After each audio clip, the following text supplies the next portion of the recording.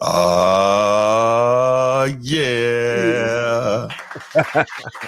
Yeah, format. Yes. Welcome in. Welcome back to another episode of the Format Podcast Live, Tuesday night, college football edition. What's going on, everybody? Appreciate you being here, whether you're live watching the show or whether you're watching on the replay. As you can see, the faces are a little different this week. Our main guy, Ryan Langford, the Format Podcast official, college football analyst, is out this week because he just got married on Saturday. So shout outs to Ryan for that. Yeah. You know, it was funny. I talked to him about it during the summer, and it kind of slipped past me that it was this past Saturday. And I asked him, I said, yo, Ryan, why would you get married on a college football Saturday? Like, I couldn't believe it. Like, yeah, but it's all good, man. Shout out to Ryan and congrats to him. And may Allah grant him, happiness and joy and wealth and health and success and children and all that good stuff. So, we wish him all the best. How old is he? Probably low mid 30s around there. Is it first marriage, right? Yeah. Mm-hmm. Okay. Yeah, it's a beautiful thing, man. Is he gonna ride that wave as long as he can, man? The good vibes, Yeah, man. The honeymoon vibes. We wish him all the best. Absolutely. Hopefully the honeymoon stays forever, which we know it doesn't, but we want that to last as long as. Don't tell him, bro. Let him. Right. No, I never would. But no, we got love for Ryan, and we just wish him all the best, man. But in his stead is a more than capable substitute, of course. Sneed got what you need. SMT Media Network. What's good, Sneed? What up, man? Good to be here. I can't fill those shoes, man. I mean, that he is solid. He gives you really good perspective. I always tell the shows when he's on. Pardon me. Yeah, that's why we love to have. How do you replace a guy who did it? That's right. The real life experience. Yeah, you can't. We can just try to do our best and hold it down until he gets back. I mean, we love the game. Yeah.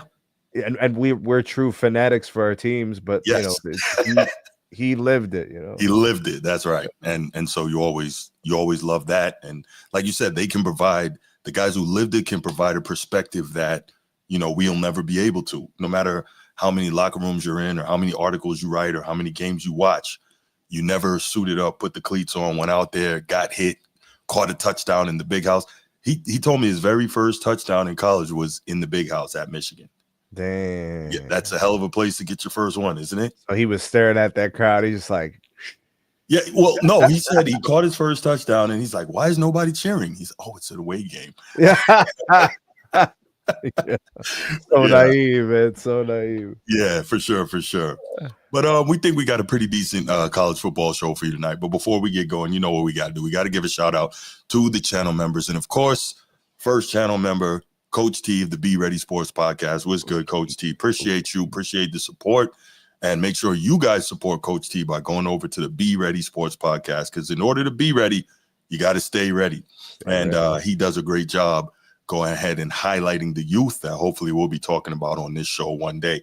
Also, Baltimore Bruce. What's good, Bruce? We were just arguing back and forth right before we got on here. So shout out, Bruce, man. Appreciate your support always, man. Thank you so much. What could you possibly be talking about, bro? I will tell you offline what we were arguing about. Well, I'll tell you part of it now. We were arguing because he sent me a video of Nafisa Collier's statement about the WNBA and how she thinks that the league is failing in its leadership at the top in the league office. Oh, okay. It was a pretty heavy and I guess somewhat damning statement. So we were kind of going back and forth on that. He was asking me my thoughts, and then it went some other places. So I'll tell you about the other places later. Yeah. But shout out Baltimore Bruce. Next up, Chief Sid Bubba. What's going on, Chief? Thank you for your service. Thank you for all you did. Thank you for everything you do in supporting this channel. And shout out to the boys from Annapolis. All right. I love when I say that and Transformers not here, because I don't have to hear the Navy song. Hey, Chris. Right. I can't even fix my lips to say that. But the problem with all you service gentlemen, man, you guys all got your side, man. Yeah, we got inter-service rivalry, man. But when it comes down to it, at the end of the day, when we go out there, it's us against them, and we all got each other's back. But yeah, we have fun with it. And finally, it's not that serious. What's good? It's not that serious. Thank you for your support as well. Appreciate you. And let's get to it. All right, we're going to do the spiel, y'all. And then we're going to kick it off. We're going to hit these 4 topics and we're going to have some fun talking some college football. Let's go. If you're watching here on YouTube, make sure you go ahead, click that subscribe, that like, that notification bell. Make sure you're kept up to date whenever we drop new content on the channel. If you want the audio only version of the podcast, open up your audio podcast platform, hit the search bar, type in The Format Podcast. We should come right up. If you're enjoying the content, make sure you give us a like, leave us a 5-star review, and drop a comment. All that stuff helps us rise in the algorithm, helps us find more sports fans, helps more sports fans find us. Make sure you write it down, put it in your phone, make a note of it. The Format Podcast is live Sunday mornings at 10 a.m. Eastern. And finally, if you're really and truly enjoying the content we're delivering you, make sure you hit that join button. There's going to be exclusive content here just for you. All right. So exclusive content just for you. Y'all. You. All right. Let's get to it, y'all. Let's get to it and let's talk some college football. You know what? I didn't put quick hits up here, but real quick, let's do that. Sneed, I'm sure you're gonna want to talk about your Buckeyes, man. What are your thoughts on the Buckeyes, real quick? How they're looking? They're currently number 1 in the country. They're 4-0. What are your thoughts on them? Buckeyes look good. They started the year strong with the win against Texas. Mm-hmm. They've taken care of business. Which doesn't quite look as strong now, right? Which is true. That's true. If we're going to be objective about it, you're like, oh, Texas maybe isn't as good as we thought they might end up being. Mm-hmm. But I think a part of that is their quarterback. So yeah, and we'll get to that.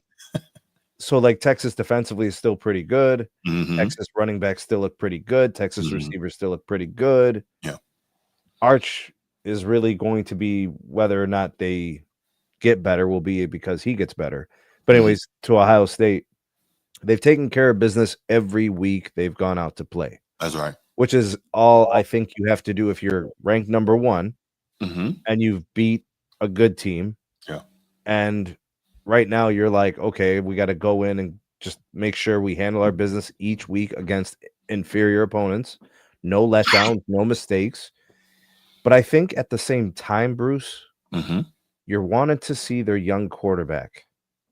You wanted to see Sayan kind of come out of his shell a little bit, right? Are we going to continue to do the check down Charlie thing, or can we start taking some shots and not having to manufacture ways to get the ball to Jeremiah Smith? Like, I'm talking about throwing it down the sideline. Yeah. I'm talking about throwing it, deep, blow the top off on these defenses and really scare them. Because like right now, if you're watching his film, you're like, okay, well, let's get rid of the underneath stuff. But they're still running the ball pretty good. I mean, they're still a good team. I just know what it's going to take to win a championship this year. Right. And you ain't going to do it in checkdowns. It's never worked that way, at least not in the last 20 some years. Okay. Your quarterback has had to be good in order to win championships, have to throw the ball a little bit. So that's where I'm at with it. I think they have to work on getting him to be a little bit more dangerous, get things to open up a little bit for them to really be as good as they can be. Bruce, the defense, fantastic. The running game, fantastic. It's what can Sayan do for you is going to be kind of the ceiling. So what I will say about that, Sneed, and this is interesting. My thought is a little different than yours. I totally get it as a Buckeye fan and as a guy who has, senior team year in and year out with just an explosive aerial attack, right? You want to see more of that. Could it be that basically Ohio State is allowing him to come along with that slowly and that you will see it when you need it? That's, I think, more of what I'm seeing. There's not really a big rush or big pressure for him to play that way right now because the defense is so dominant. I mean, they were great last year. They could be better this year. And I'm talking not necessarily because of talent, but schematically, Matt Patricia's throwing things at most of these college offenses and college OCs and college quarterbacks that they can't deal with, and so I think that's a big part of it. So when you have such an elite defensive unit, it's not pressing you offensively to do these things. And so he's not being pushed to do it yet. And I do believe that it will be there when it's necessary. What is your take on that? That's pretty good. That's pretty sound. I think we're kind of falling into the same thing, actually. I don't think we're different much. Okay. I'm saying that we haven't really seen him have to do it. Because if you watch last week's game, there even when the score was tied in Hmm. the first half and there were no points, it was an underneath route to Jeremiah Smith that went for the TD to close the Hmm. first half. It wasn't anything deep. So like they're very much so doing what you're saying. Right. I'm just saying at some point it's gonna have to happen. You can't, Bruce, you expect him to just turn up all of a sudden in the middle of a playoff game? I think he's very capable of it, and they have the weaponry to make it happen. And I think they're developing all that. And think about this, right? Here's the other part. He's going against what's arguably the best defense in the country every day in practice. So he's not afraid of anything he's going to see on the other side, right? He is seeing all types of the most, convoluted schemes and blitzers coming from everywhere and all type of freaking amoeba coverages and all that, right?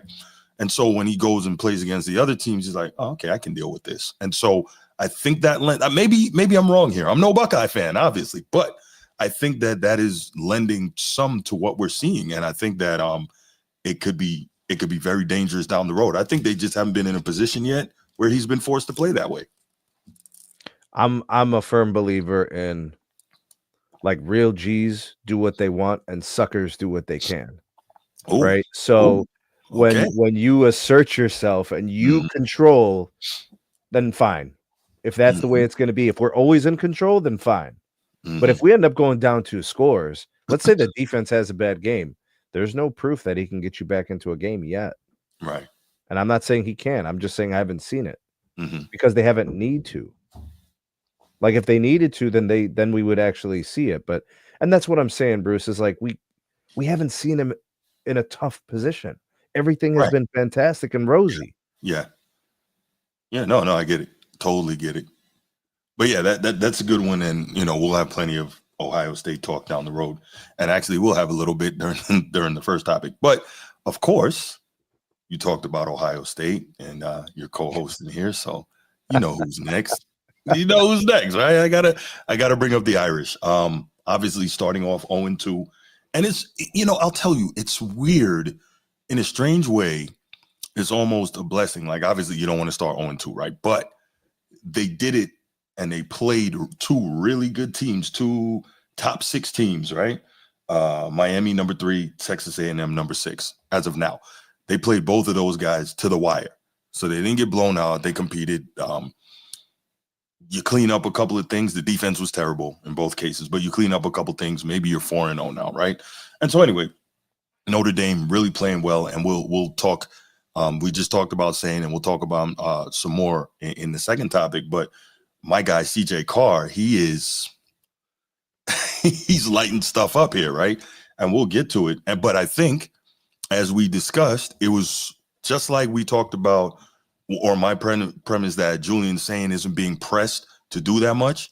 CJ Carr has had to do it, and he's gone off. I don't know how much Notre Dame you've seen. Kind of, what are your thoughts on what they're doing and what CJ Carr is doing? And we'll talk about CJ Carr in depth in the second topic. So I've seen CJ Carr down multiple scores Mm-hmm, and mm-hmm. then come back and keep the game close and get the lead. And like that's kind of what I'm saying and what I was meaning about saying not really having to deal with the tough Right. predicaments, the precarious positions. Mm-hmm, So this guy's showing a little bit of mettle, mm-hmm. right? He's showing a little bit of resilience that, if you go down a couple of scores against a ranked team, some guys are done. They're Mm-hmm. gonna force it, they're gonna turn over the ball, they're gonna hold Right. on to it too long, it's gonna be a strip sack, a fumble. He's done a pretty nice job in those positions. I mean, so the Notre Dame Fighting Irish have won a few games now, Mm-hmm. and, they lost the tough ones to the better Right. teams, but they were Right. in those games. I'm not here to tell you there's consolation prizes. There's not. I'm just Right. saying that he played well enough to have his team in a position to Yeah. win. They were Yeah. in those games, and had he play any worse, then maybe they weren't even in those games, Facts. you know? And Absolutely. and and the conversations we were having about him at the start of the year, remember, Mm-hmm. there was a decision made to start him. That's right. That's right. So I think coach is satisfied. I think he's okay Mhm. with what he's seen so far. Yeah, and we'll talk about that. Notre Dame's averaging What do you think 44 Texas a feels? game. What do you think about Sark? What do you think Sark thinks about Arch? I I think so I this is think Ryan Day feels good about his decision. Yeah, I would say I would. he can't say it. I think he's frustrated. Real quick, give a shout out to It's Not That Serious with the $10 super chat. Really appreciate you. Thank you so much, brother. Thank you for helping to support the show. Means a lot, man. Means a lot. Thank you. Yeah, I think that if you could put the truth serum on Sark, he's like, damn, he's not what I thought. And the scary part is he probably knew it. He's been seeing it for almost 2.5 years now. So maybe he knew it, but he knew that there was no way that he could not start Arch Manning after Quinn Ewers left. You know what I mean? No, I think it was. I'm Sark. He's I'm gonna make he's it got work. a live he's got a live arm. Mm-hmm. I'll get him where we need him to go. Yeah, And I'm sure there was some of the that. upside is probably higher than the other player that was going to start ahead of him. Mm-hmm. But the floor is probably higher on the other player too. Right. So I think he gambled a bit. He didn't have to start Arch, bro. He didn't have to. I Gotcha. mean, people would have questioned him, but he didn't have to. Yeah. All right, good stuff. All right, let's get to the first main topic, and that is the AP top 25. So here's the thing: I don't know why they keep doing this, right? Because the real rating that anyone cares about is what the college football playoff rating, and I don't think the first one comes out till like November. So, but it gives us maybe a bit of a guide to go by, if anything, right? And so, have you seen it yet, Sneak? Let's see Top it. 25. I mean, I know my Buckeyes are one. Let's see the rest of it. Let's see where the rest falls into place. Was that necessary? Well, I mean, what do you want me to say, bro? I mean, am I watching? Like, should I really be watching closely? Oh man, that's funny. Now, if the Buckeyes lost, I'd be looking to see how far they'd fall. All right, so. Oh, I see what happened here. Okay, yeah. There was a little movement. I see it. Mm-hmm. Yeah, Penn State went from what 2 to 7. Yeah. So okay. So we'll go right down here. Obviously, Oregon with the big win over Penn State. I think they were 6 last week, and Penn State was 2 or 3. Anyway, so Oregon gets the huge win, and they jump up to number 2. I don't know. The parentheses, Bruce, means first place votes, right? Correct. There's 16 voters who really think Oregon is better than OSU. Well, so here's the thing. This is what I've noticed over time, right? A lot of this stuff is regional, right? A lot of this stuff could be conference affiliated, or maybe some of those voters, well, they're both in the Big Ten. Maybe some of those voters are former Pac-12, writers or whatever. A lot of this stuff is regional, man. Bro, Miami's better than Oregon. Miami's really good. I think they're better than Oregon. Well, this is what I'm trying to say is how is it 16-4? I think they're more physical and tougher on both lines. But, look, the beautiful thing is it's still early. This is only the AP poll, and we've got plenty of time for this stuff to play out. And what I love even more, I love the fact that we got a real playoff so we can find out what's what on the field. I think that's fantastic. When they first started expanding the playoffs, I mean, it just kept getting better. Yes. Like you remember it was you got your bowl games, and then it would be whatever, the Cotton Bowl, the Orange Bowl, whatever the bowl, Fiesta Bowl, whatever. Those were cool, but yeah. But then they went to 4 teams. Yeah. And then they really opened it up, and now it's like, okay, well, now we don't have to miss out and ask questions like, why weren't these guys in it? Well, they didn't do it for that. It's all about the money, but I'll take it. I mean, as a fan, I'm saying we don't care about the money. We care about the like, this is going to drag out through January. You know what I mean? Yeah, I love it. Yeah, absolutely. No, when it was only 4, I begged for a playoff for years, and then we got 4. I was like, okay, this is a little better. It's better, right? But the SEC is still manipulating it, and the pro SEC college football media is still manipulating it. But okay. But Michigan and Ohio State got in it one year. Mm-hmm. When it was a move to 4, and I was like, okay, so now you got the 2 most dominant conferences with the 4 teams, because it was 2 SEC teams and 2 Big Ten teams. Right. So then you get that, and then I was saying at that point, we need to boost it out to 8. I thought 8 would have been cool. Then they gave us 12. I'm like, oh, this is great. Yeah, I didn't expect that actually. I didn't either. Yeah. But then you have the college football purists who are saying, oh my gosh, it ruins the regular season. The games aren't as important anymore. But if you look at it by every metric, I think last season was like the most watched college football season ever. Because the quality of the games are fantastic, Bruce. Yes. The quality of the games is beautiful. Yes, I'd rather absolutely. watch a random college game in the middle of the college season than a Hmm. random regular season NBA game. Oh, facts. Like, it's Yes, not even close. not close. And a bowl Absolutely. game, Hmm. I'd rather watch than the first round of the NBA playoffs. Just a bowl game. Hmm. It could be the frickin' Huntington Bank Bowl. I don't even Yeah, care. for sure, Yeah. for sure. Ma- Maryland is a far superior team to who? Yeah, okay. I know Maryland. where that's going. But what is Maryland about? They're 4-0, and they got check. Their quarterback is from Baltimore, so yeah. Are they ranked? No, Why not? I'll tell you why not. These are their opponents. Their opponents have been Florida Atlantic, Flird. Northern Illinois, Northern, not Southern. so Northern, Towson State. Who? Yeah, that's another like Maryland school. I don't even. They may not even be. They may not even be FBS. I'm not sure. Towson State and Wisconsin. So they have not played any good teams. That's why they're not ranked, even though they're 4-0. Hey, young Sneed, how you Wave, doing? wave, Yasmin. Wave. Wait, hold on. This way, this way, Salam. this way. You ready for bed? Yeah. All right, good stuff. The camera's Love you. so That's my so little weird. one. That's my oldest little one. Right, your oldest little one. I got this one Yeah. 9.5, and then the other one's 2.5. Okay, okay. Okay, right. That's the arranged marriage. Got it.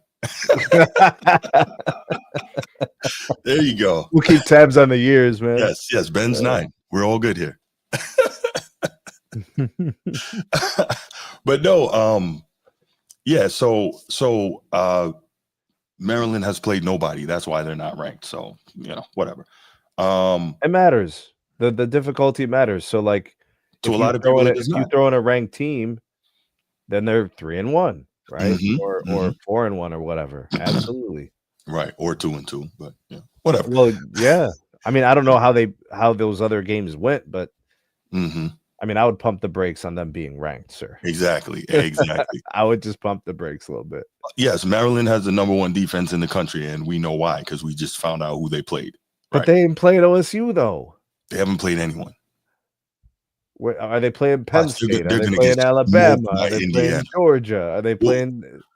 Well, we're going to check their schedule coming up in the next topic. But yeah. So where were we? So Oklahoma, I think their big test. See, they're 4-0 right now, and that's a really good football team. It is. I'm concerned about them because their quarterback is down for a minute, and so I think that's going to hurt them against Texas because if Mateer was healthy, I'm like, okay, cool. They were going to beat Texas, but now I'm like, that's iffy.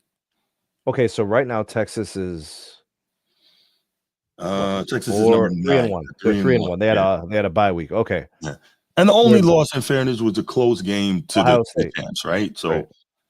now, could they be better? Yeah, but I'm not upset with them at number 9. Right. Indiana's 5-0. They're legit. Penn State, we're going to talk about them. They try to get ready, feasting on cupcakes, and then, well, we saw what happened. But again, we'll get to that. But let me ask you this, instead of just kind of going down the whole thing, what are your thoughts on this top 25? Does any team in particular stick out to you, kind of where they're ranked or where you think they should be ranked? I mean, the rankings look okay to me. I don't have too many problems with them. Mhm. Bruce, it's early. Exactly. So I don't get, wound up over the early rankings too much. Like if Ohio State was number 2 right now, I wouldn't be sweating it. Mm-hmm. As long as they're undefeated and they're undefeated going into Michigan, Mm-hmm. and they beat Michigan, because then I know what the rest of it, is going to be. So, you know what I'm saying? Like, I don't get too caught up. Now, if this is a conversation at the end of the year and I got all these FBS schools and I still got a lot of undefeateds, now the conversation gets really nuanced. Right. But these guys are all ranked pretty highly, and you got a lot of undefeated teams. The conversation, Bruce, at the end of October, how many of these teams are still undefeated? Probably not a lot. So I'm gonna kind of wait and see how that goes. But like Florida State lost, right? So they got to slide. Yeah, they lost. LSU lost the game, so they slide. And That's right. they lost the game that some would say they probably shouldn't have. Ole Miss, yeah. Not to say Ole Miss isn't a good team, but Right. I mean, what were the odds? I think they were a 6.5 favorite, weren't they? I think it was something like that, yeah.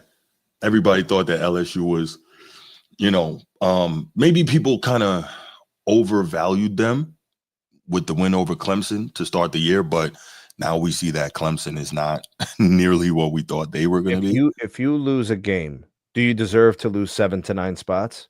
This early in the year? Absolutely. Depends on who beats you, though, right? Right. But if it happens this early in the year, it's no big deal. Right. If Because this you was can climb out November of that hole. 24th and you slid 7 or 9, that hurts, bro. Oh, yeah. Because now you might not be in the playoff.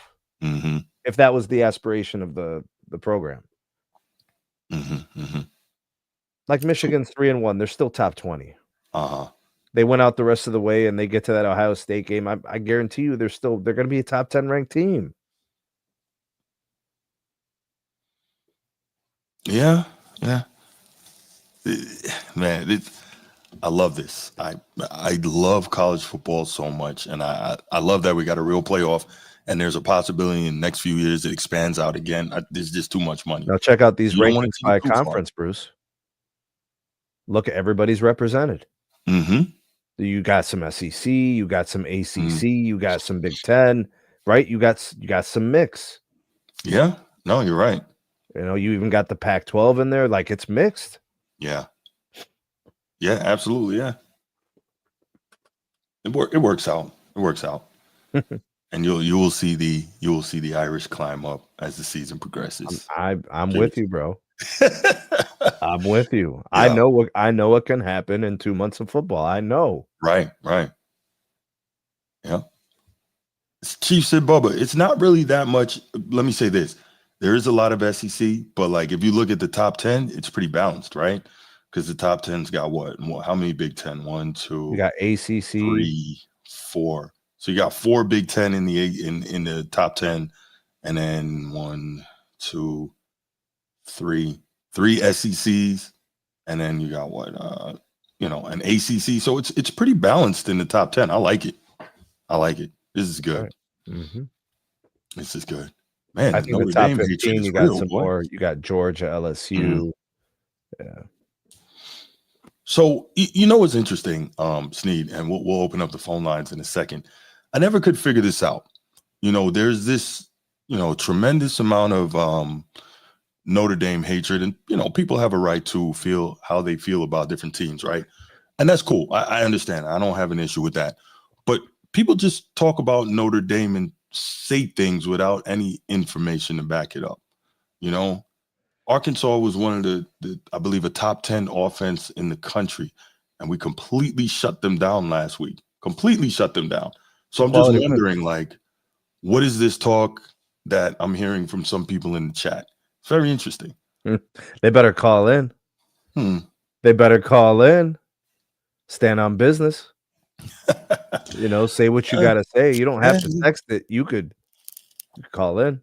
Mm-hmm. The thing about Notre Dame, man. Yeah. I mean, I remember some years where they were good and people hated them. I remember years where they were bad and people hated them. It's just, that's just kind of how it goes. Yeah, they're polarizing. See, and here's the thing, Bruce. It's a national hate. Yeah. And it's a national love. It sure is. Right? So Ohio State's regional. Mm-hmm. Michigan is regional. Mm-hmm. Bro, people the most fans that love Notre Dame don't live in Indiana. We're called Subway alumni. Right. They're all over the damn place. I guarantee you there's Irish jerseys in Canada, bro. I'm guarantee it. I'm sure. But I don't know how many Alabama jerseys you're going to see in Canada. Right, you know what I mean? Yeah, for sure. It's one of those programs that this goes back to them not having a conference that they belong to. This goes back to, the colors. This goes back to, I also think the connection to the church. Yeah, I think there's some a big people anti-Catholic bias for yes, I think I think all of that is in play. Mm-hmm. And I think for the other fans of other teams, when their teams aren't as good, and then Notre Dame is riding high and they just win a couple of games at the right time and they're in, it's like people don't like that, Well, It'll be what it'll be. Let's go ahead and let's open up the phone lines here. Y'all know what time it is. Phone number is 904-219-8264, 904-219-8264. And you know what? That whole thing about Notre Dame not being in a conference, is that Notre Dame's fault? Why don't they blame the people who wouldn't let Notre Dame into a conference? How about that? But if they're not forced into a conference, then what's the problem? Thank you. Nobody told them you have to be in a conference. That's They right. gave them an option. Yes, and it's So being in a conference, Bruce, is to the benefit of the team that goes into the conference, right? Mm-hmm. And teams move conferences. Mm-hmm. Yeah. So you could be in one, you could change Mm-hmm. to a different one, you could not be in one. Yeah. You tell me what team could not be in a conference and it's all good like this. That's right. And that's the thing, right? Okay, cool. You hate it. It's so unfair. It's so easy. What's unfair? Why can't everybody do it? Let me tell you what's unfair was Notre Dame tried multiple occasions to get into the Big Ten and was kept out. And Michigan is the reason.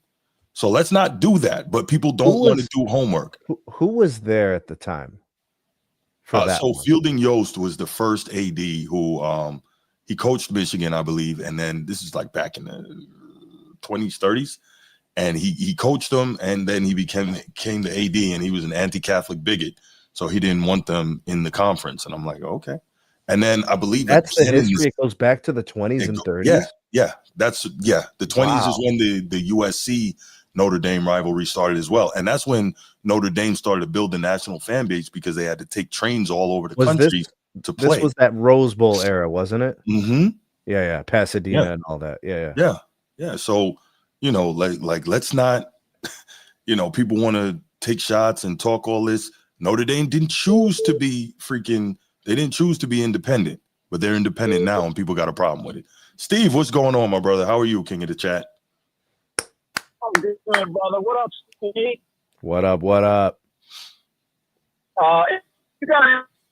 You're breaking up, bro. Try again. Man, he's on that Boost Mobile. Steve. Can y'all hear me? Okay, try again. You going through that tunnel, that one that's on the way to work, bro? Yeah, bro. I'm going through it. Can y'all hear me now? A little bit. Go ahead. Try to say what you guys say. All right. Well, I'm going to do my best, so I'll speak as clearly as I can. I'm glad you guys were talking about Notre Dame. That's why I called when I did. Of course. I have a million thoughts on what we're seeing in college football right now, but I'll just keep it to Notre Dame since that was the topic that you left off on. Bruce, you're right about the independence thing, and you're right about the hatred. It's because in the grand scheme of college football, we are different. And it's easy as group thinking when it comes to fan bases, you hate on what's different. Mm-hmm. So Notre Dame represents the difference. And Snead was correct. The branding is so strong because the national brand is backed by a universal term. Mm-hmm. So that goes into the culture of how and why Notre Dame is relevant, even when we're not competitively relevant. Right. But I wanted to hone in specifically real quick. CJ Carr is a dog. We'll get there. Hold off on CJ Carr. Call back. That's the next topic. Say again? I said, this is my only call I can make. It's my only chance. Okay, good. All right. Rip, listen, I'm not going to make it just about CJ. But CJ Carr is a dog. If CJ's last name was Manning, people would be talking about him in like potential Heisman caliber type of player. Because what he's doing as a first-year starter is extremely impressive. You're right. And I just want to say how we're seeing a first-year quarterback that's only been in the system for really one full year. Mm-hmm. He's making the reads that we talk about, progressions, orchestrating an offense. He's changing calls at the line based off of defensive coverages. We have something special for the next 3 years, potentially. Mm-hmm. I'm extremely excited of the future. It sucks that we lost those first two games.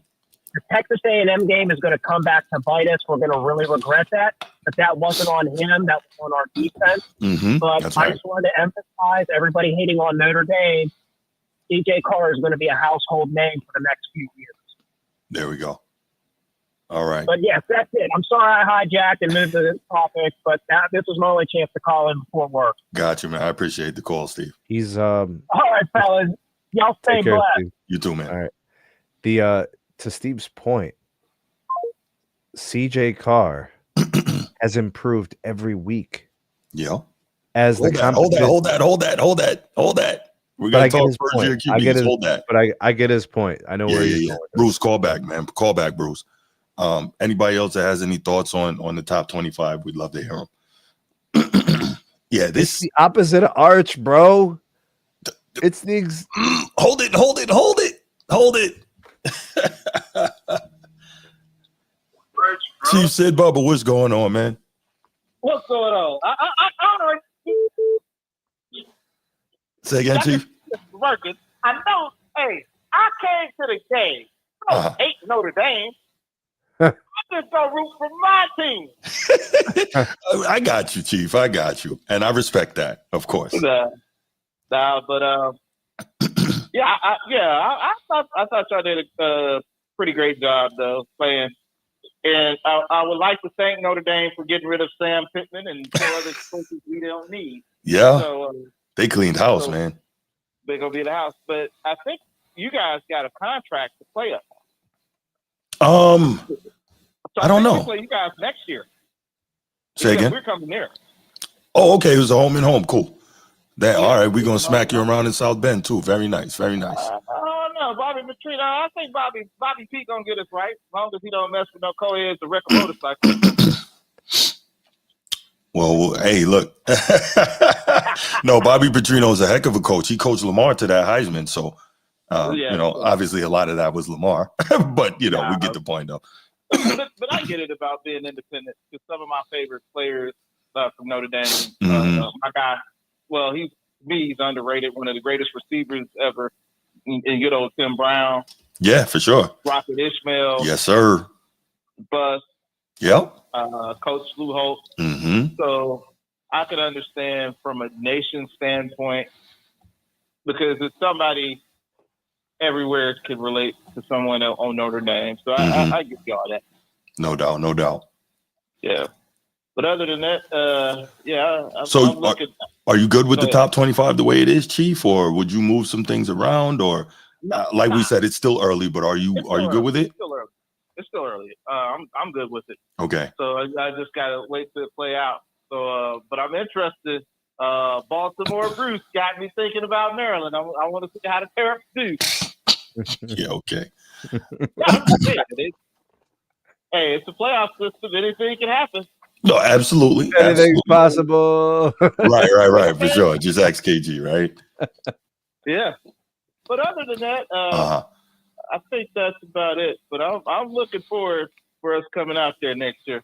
Yeah, absolutely, man. We might have to meet up out there and go watch that game. Okay. That would be cool. We might have to line that up. But there's one game. You got me on this one. But you still gonna be saluting until December on the Army-Navy game. I sure am. Hey, listen, even if I did forget, Transformer would not let me. I don't know it. Bad leg and all. Right. So, listen, man, I respect y'all and I respect what y'all did. So, I'm gonna stand up. But we coming for you. We coming to get that back. You know what I mean? All right. Yes, sir. All right. Well, listen, I appreciate the call, Chief. Thanks so much. All right. Thank you, guys. All right, brother. Bruce, call back, man. Call back when you called. Chief was talking. So let's look at, as he mentioned, Maryland. Let's see. So Maryland was on a bye this past weekend. So this weekend they got Washington. That's going to be like their first real game. They could lose that. Then they got Nebraska. That's a toss-up. UCLA. Then they got Indiana. Indiana's for real. Rutgers, Illinois for real, Michigan for real, and finish with Sparty. So we're gonna knock all them off. They're gonna be. Our schedule get ready to get tough. We're gonna knock all them off. We gonna knock all them off. First of all, Bruce, let me stop you, man. First of all, good evening, sir. How are you? All right. Good. Now let me get to it. First of all, what is this we? You scream Roll Tide all the time. What is this we with Bro, Maryland? you gotta What is pick that a about? side, bro. I'm always, always in my hometown. No, bro. no, you're I'm not, always- because since I I'm know you, Roll you've been Tide, screaming but I'm Roll Tide. Maryland too. Oh, you with I'm Maryland Roll Tide too. both. And my tide should be higher than what they I, are. My tide should be higher than what they are. It's higher than what they are. I can't wait for Notre Dame to play Georgia Tech. I got that game circled on the schedule. What? They're gonna why Georgia Tech? They're gonna run for like 300 I don't yards know. on y'all because y'all defense soft as cotton. The defense is soft. So didn't okay. Your strip is on offense. So let me ask you this. Defense soft as cotton, bro. Let me ask you this. Arkansas wasn't nothing. Like, they had a good offense. Charmin, bro. Charmin. So if they had one of the best offenses in the country and we completely shut them down, What does that matter? Because you got one of the best offenses in the country. That don't mean nothing. offense doesn't shut down the other offense. What are you talking about? So who Arkansas played against? Okay, so you gonna go? No. We're not doing that. We're talking about Arkansas having. played. No. Who Arkansas played the first 4 games? Since you want to talk about who Maryland played. Who Arkansas Hold played on. that had the number 1 offense? Let me see. I didn't say they had a number 1 offense. I said they had one of the best. But let me see. So who they play? Hold on. I'm about to look. Dang, hold on. Can you give me a second to get to it? Damn. Sneed, help your boy out. I'm looking right now. Arkansas. Let's see what the schedule was. Damn, I don't even know who that is in their first game. They play Ole Miss, put up 35 against them. Memphis, Notre Dame. Those are so their first 4 games. I don't even AAMU. I have no idea who that is. Arkansas State, Ole Miss, Memphis, then Notre Dame. That's their first 5. Man. So that's why they got one of the best offense. When they played against y'all, what happened? But anyway, back to y'all. They got destroyed. Listen, you'll get your hopes up high. I got that Georgia Tech game circle. I cannot wait for Haynes King and the Georgia Tech. What's that mascot? That again? Alabama A&M. Thank you, Chief. Appreciate that. Okay, that's AAMU. Alabama A&M. Okay. The Georgia Tech Yellow Jacket is going to run for like 300 yards with that soft defense y'all got up in the middle. Y'all know y'all soft. Okay. Haynes King and them. Y'all going to use USC too. Y'all not like that. Okay. Y'all is not like let that. me. Y'all defense going to fail y'all. Y'all okay. offense is cool. I won't be objective. Y'all got a good offense. We ain't get to the offense. I know you want to save for the next subject. Your offense is pretty good. Mm-hmm. But y'all defense ain't stopping nothing. So let me ask you this. No, okay. That's fair. I'm not gonna push back too tough on anybody talking about the Irish defense because it needs a lot of work. It has improved, incrementally. But let me ask you this. What is your issue with Notre Dame? I'm really curious to know. Everybody's got an issue with them. What's the problem? You know what, Bruce? I used to listen. I already told you about my Notre Dame love and hate thing. I used to be a big Notre Dame fan. They had Lou Holtz with the lisp tongue. Okay. Quadra Ishmael and Tim Brown and Rick Meyer. Those years. Okay. All right. Rocket Ismail. Those years. Jerome Bettis years. I lost faith in him since that Manti Te'o shit, when he got catfished and shit. So, but they pump y'all up like y'all like that. Y'all not. Y'all like the Dallas Cowboys. I like the Dallas Cowboys of college football. Mm-hmm. That's what y'all basically are. Okay. Y'all a big name. Y'all, as far as money, y'all generate a lot of money and a lot of good business. Mm-hmm. That's the same thing as the Dallas Cowboys. They pump y'all every year. Y'all gonna be the champions and y'all get into the playoffs and get y'all butt kicked every time. Okay, yeah, so okay. All right, fair enough. I'm not going to argue there, but I'll just keep it to recently. Last year's playoff run, they beat the number 8 team in the country, right? Yes, they did. Who right. was that again? That was Indiana, right? They beat them. Indiana, they were okay, right. Now you see how this goes, Sneed. Good. Every time Notre Dame beats somebody, there's a reason their opposition wins. But okay. Watch this, Sneed. But hold on. The point is he brought up those same points about Maryland. Now you're using them against Notre Dame, but you didn't like them against. It's okay, Sneed. It's okay because I'm about to get the next team that we played in the playoffs last year was the SEC champion Georgia, and we beat them in the Sugar Bowl, Deep South. That happened. No quarterback. They had no quarterback. We already know that. Wait, okay, hold on. Wrong. See, Sneed. Remember, Sneed. Hold on. Sneed, remember what I said when people hate Notre Dame, they just say stuff, right? I mean, so I'm sure Bruce is not aware, so let me educate him. Gunnar Stockton, wait, was a 5-star, not just any 5-star quarterback. He broke all of Trevor Lawrence's and Deshaun Watson's Georgia high school records. And Georgia high school football is no joke. Snead knows that. Top 4 states in high school football are Texas, California, Florida, and Georgia. So Ohio, he broke Pennsylvania. I mean, that's the elite of the elite. What's up, Bruce? What's up, Bruce? What they do, Bruce? He's 5-star. What does that mean? I didn't just say he's a 5-star. I say he's not any 5-star. He broke those guys' records in the state of Georgia. So goddamn records are meant to be broken. He's not that good. So you're on the field.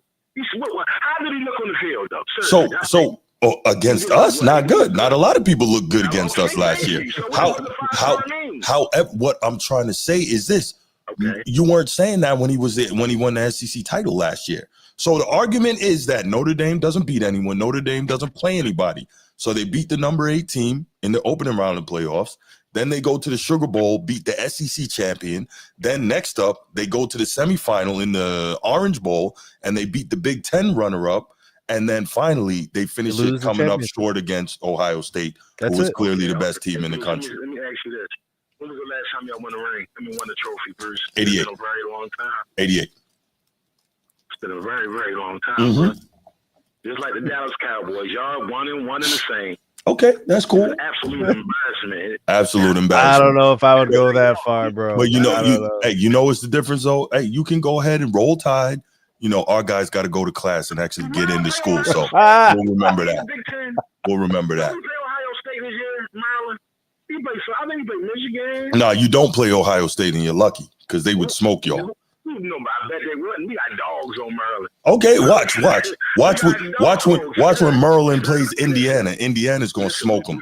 Who's got more dogs, Texas or Maryland? The number 1 defense in the country for nothing, brother. Who's got more dogs, Texas or Maryland? For nothing, brother.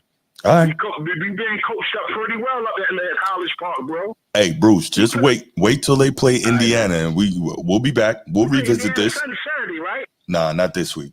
This week. Hold on, I'll tell you. Damn, you're gonna make me pull it up again. How you not trying to run with the young black brother up in Maryland, Bruce? That ain't right, man. You got to run with the brothers, bro. Man, I don't. Nope. I don't care if he's black, white, Chinese, or Spanish. That don't matter to me. All I care about is if he can play. Why you won't check him out? Don't check him out. I did check him out. Now look at you. I did check him out. Check him out. Check him out. I'm telling you, I checked him out. Damn. Why you ain't giving him his love? Why you ain't showing him no love, though? He's playing pretty well. What am I supposed to do? Am I supposed to put the knee pads on like you? I'm not doing that. Damn. Come on, it's got to be diverse. It can't always be about your boy, the Notre Dame guy. Listen, man, be patient, man. That's coming. Don't worry about it. All right, bye. All right. This dude. Bro, I heard you slide in the Maryland accent for a minute there. Yeah, I was being facetious. I was being facetious. I grew up in Maryland, actually. Yeah, but you got a New York accent, though. I spent a lot of time there, too. You got a Brooklyn accent, but you grew up in Maryland. I did. I was there till I was 17.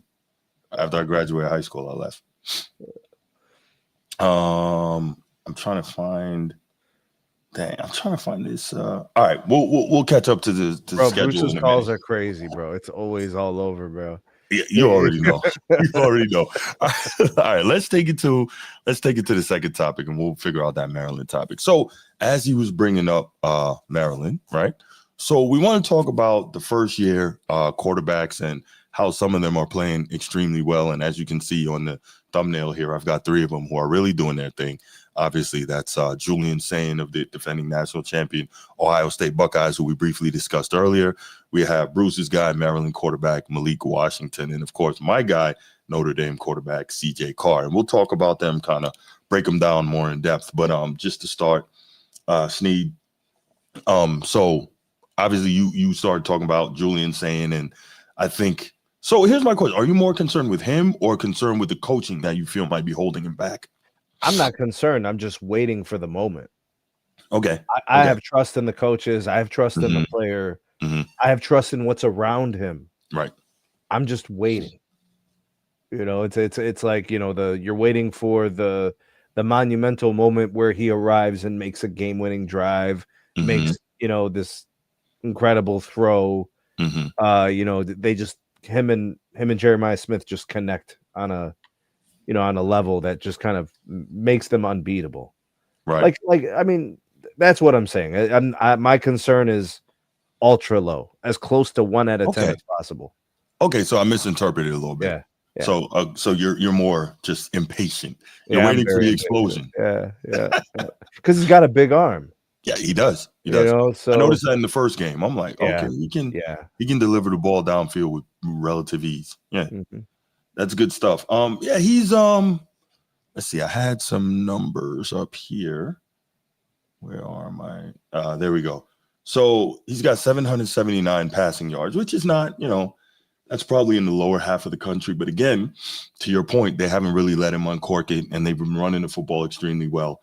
He's got 8 passing touchdowns, which again, lower half of the country. Passer rating of 199.8, which is crazy. I think that's 4th or 5th in the nation.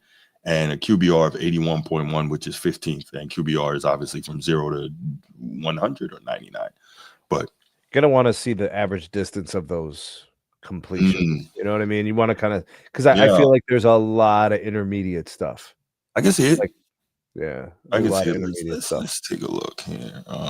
Julian stats. Yeah, no, I can see that. But again, like he's really good. He's really, and obviously you can't not be really good and be the Ohio State quarterback, right? It's just one of those things. Wasn't he at Alabama first?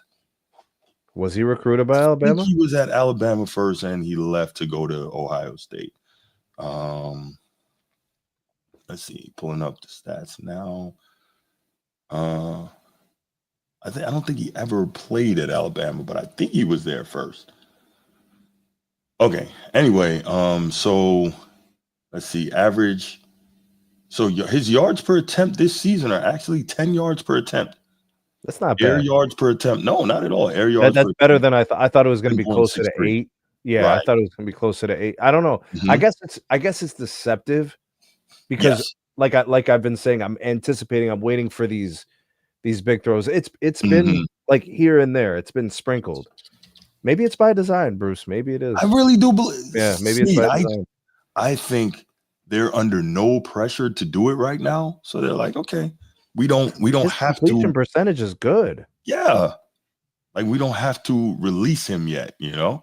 And I think that's a big part of it. If you threw the ball, this dude's completing almost 79% of his passes. But if you threw the ball intermediate to short, like I don't know, 75 out of 80 times, and you're only taking like 5 shots down the field, and you nailed all 5, you'd be like, could we throw it a few more times down there? True. Because that's what it is. His deep throws, he's 100%.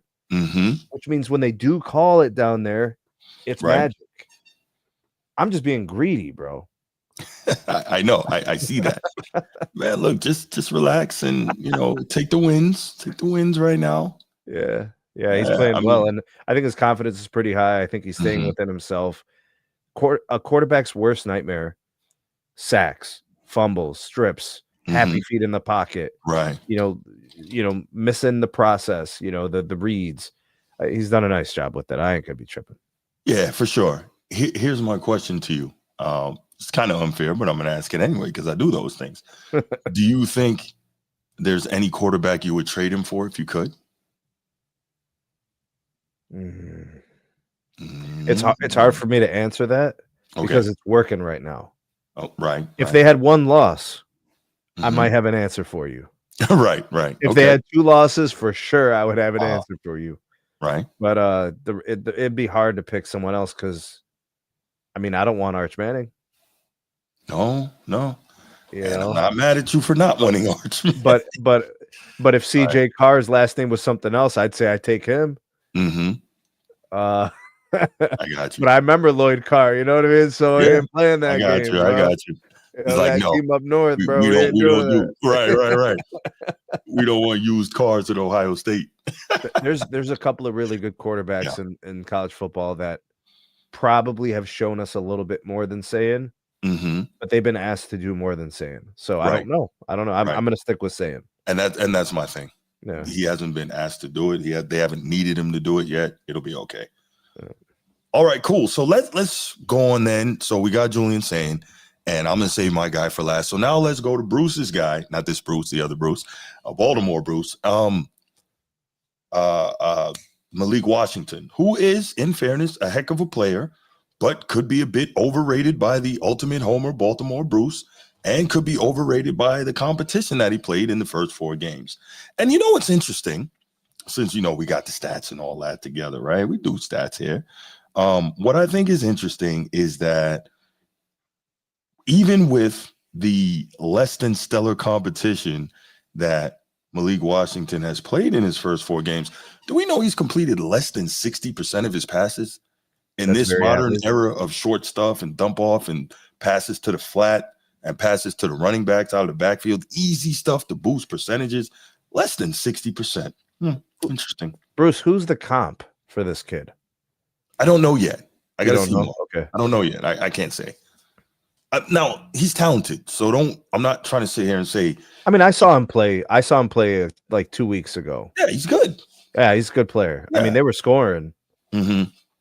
He's dynamic. He's not he's an explosive player. But look, we were saying the same thing. We could have said the same thing last year about what's his name? Tua's little brother, who was the quarterback in Maryland, putting up numbers. And do we really want to get excited about Maryland being 4-0? This is the 3rd time in 5 years they've started off 4-0. Where has that gotten them? Every time they get into the meat of their schedule, to the toilet. So, I don't understand what Bruce is harping about here. And this is not me taking shots at Maryland. This is just objectivity. We are going to see what happens. So the young fella, Malik Washington, again, very good player, and I think he's from Baltimore also. So of course, and that helps with Bruce. But 4 games, 80 completions out of 134 attempts, 59.7%. Like I mentioned, it hasn't been, the world beater competition, and the percentage is still not there. 8 passing touchdowns, 1 interception. So he doesn't turn the ball over, which is very good when you're dealing with a freshman quarterback. But the air yards per attempt is only 8.6, which is not that fantastic in college football. Passer rating of 143. So not that impressive, right? And also his QBR is 52.8. So let's run this down. He's 58th in the nation in passing yards. He's 34th in the nation in passing touchdowns, 56th in passer rating, 79th in QBR. And again, against less than stellar competition, I don't understand where the hype is coming from. Now, if he goes on and he shows it against Michigan and against Indiana and against Illinois, really good ranked teams in the Big Ten, now we got something to talk about. But it's being disingenuous to say, oh, this kid is this and this kid is that. No. What has he shown you? He hasn't shown you anything. So I'm not going for it. Does that mean that he's a bum? No. Does that mean he's not really good? No. But he hasn't shown it yet for all that type of hyperbole that's being, laid upon him. Am I being unreasonable here? Am I piling on the kid? You tell me, Sneak. No, you're not piling on the kid. I think you're trying to be a realist here. Once you start getting the games where there's a little bit more at stake, you've got some conference games. Like take, for example, this week against the Huskies. And then you have a game against Nebraska, UCLA, but like Indiana. That's a top 10 team. So we'll learn a lot about him. Now, they don't even have to win for us to properly evaluate him. Right. We can watch to see how he performs in a tough spot. Let's say they're down 3 scores and he keeps it competitive. They get within a touchdown and they're driving and, they lose to a better team or something, but he plays well. Like, let's say he throws, let's say he throws 40 times. Yeah. And he has 28 completions. Right. He throws for 290. Right. And he has turn the ball over. That's the big one. Let's say he has 2 TDs, 3 TDs. Like we'll be very complimentary of him. Yes, absolutely. Because he'll be we and let's say he scrambles a little bit, extends drives, keeps his team in it, a chance to win. Then I think that's a valuable, you could put value to that game. Right. They have a game against Illinois too. That's also a ranked opponent. There's meaningful games coming up here. We'll learn more about him, especially now that there's more tape on this kid. Yeah, for sure. These other coaches are going to be like, well, he doesn't throw a great deep ball. Why don't we take the stuff that's underneath? Let's take it away. Right. I mean, a good defense is going to be able to do that. That's right. They watch tape and they try to figure out what you're good at, and they try to take that from you. So we'll find out.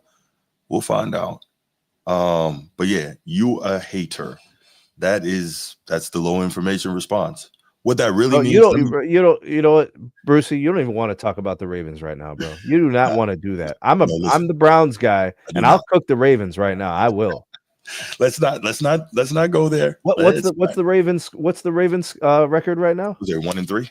What's the Browns record right now? I don't know, man. But we're not talking about that. This is college football. We beat the Packers. Y'all beat us. All right. That's all. Just go ahead. Yeah, this is college football. But yeah, no, you a hater. That is the low information response. Let me translate what that means for you, Sneed. That means I don't have any rational response to refute what you're saying, so I'll just go to the default. You a hater. That's what that means. Bro, he's clearly a good player. We just got to pump the brakes a little bit. There you go. I'm talking about pumping the brakes on Julian Saying. And I'm saying pumping the brakes on CJ Carr. I just haven't gotten there yet. I actually heard, I was watching it, let me save that. So let's go ahead and we will move on to the next quarterback we're talking about here. Notice who we haven't talked about, because in fairness, he doesn't deserve discussion, and that's Arch Manning. So we'll breeze right past him. He's got to do something to be worth the conversation, bro. Absolutely. So I think the argument for best first-year starting quarterback in the country is clearly Julian Saying or CJ Carr. Is that fair? Okay. So both of those guys really doing well. Obviously, the difference is CJ Carr is undefeated. Julian Saying's undefeated. CJ Carr in Notre Dame is not. Now, I don't know. CJ Carr might be crazy if you gave him that Ohio State defense, but not the point. Even though Notre Dame has 2 losses, he's played really well. It's not because of him and those losses. Losses are losses, but he's played really well. So if we look at this now, CJ Carr is 43rd in passing yards, 26th in passing touchdowns, 10th in the nation in passer rating, 2nd in QBR. Like, that's a lot. First-time starter, and he's played, his first 2 games, number 3 Miami, number 6 A&M, and he basically played those to a standstill, but the Notre Dame defense and in the first game, Notre Dame offensive line didn't give him quite as much help. And if we're real, Notre Dame play calling offensive coordinator Mike Denbrock also did him no favors in the first game. Opening week, it was a bad play calling. Yeah. That was very, very limited. We were trying to figure out why they weren't running the ball well. That's right. It was like just not what we thought. But like watching him play now, he's doing work. You're seeing him really, come into his own. He's completing 68% of his passes, which is crazy. As we mentioned, 9 touchdowns, yards per attempt 10.5, air yards per attempt 11.3. So he's pushing the ball down the field. I don't think the last time we saw a guy push the ball down the field like this as a Notre Dame quarterback was probably Jimmy Clausen and Golden Tate. Like, it's been that long. Wow. Right. Golden Tate. Right. And it's so funny. I talked to Ryan about this last week, real quick, digressing from the main topic. But when you look at Notre Dame this year, it was supposed to be you had an elite defense coming back, and then you were hoping to take a step forward in the offense. Now the offense looks lights out. The defense isn't there. The special team's still really good. So it's kind of frustrating. Like, is there ever going to be a time where everything can come together at the same time for the Irish? But, But a defense can get better over the course of a season. Yes, it can. As you could see, an offense also get better in the course of a season. It's correctable. It's fixable. Yeah. It can be improved. Yeah. I mean, you just got to hope to be healthy and then just continue to get better each week. Yeah, the big test is going to be USC. When USC comes to Notre Dame in mid-October, that's going to be the big test because they have a really, really good offense. But yeah, so you're looking at CJ Carr. He's throwing the ball. He's bombs away. He's got, moderate mobility. Obviously, he's not Riley Leonard in the run game, but he's got moderate mobility, not nearly the mobility that the young fellow Malik Washington has at Maryland. So not even trying to compare that. But, I mean, it's not bad, man. It is not bad. So just watching, seeing what we're seeing, I'm impressed. But now, remember we were talking about it's too soon, what Bruce is saying about Malik Washington.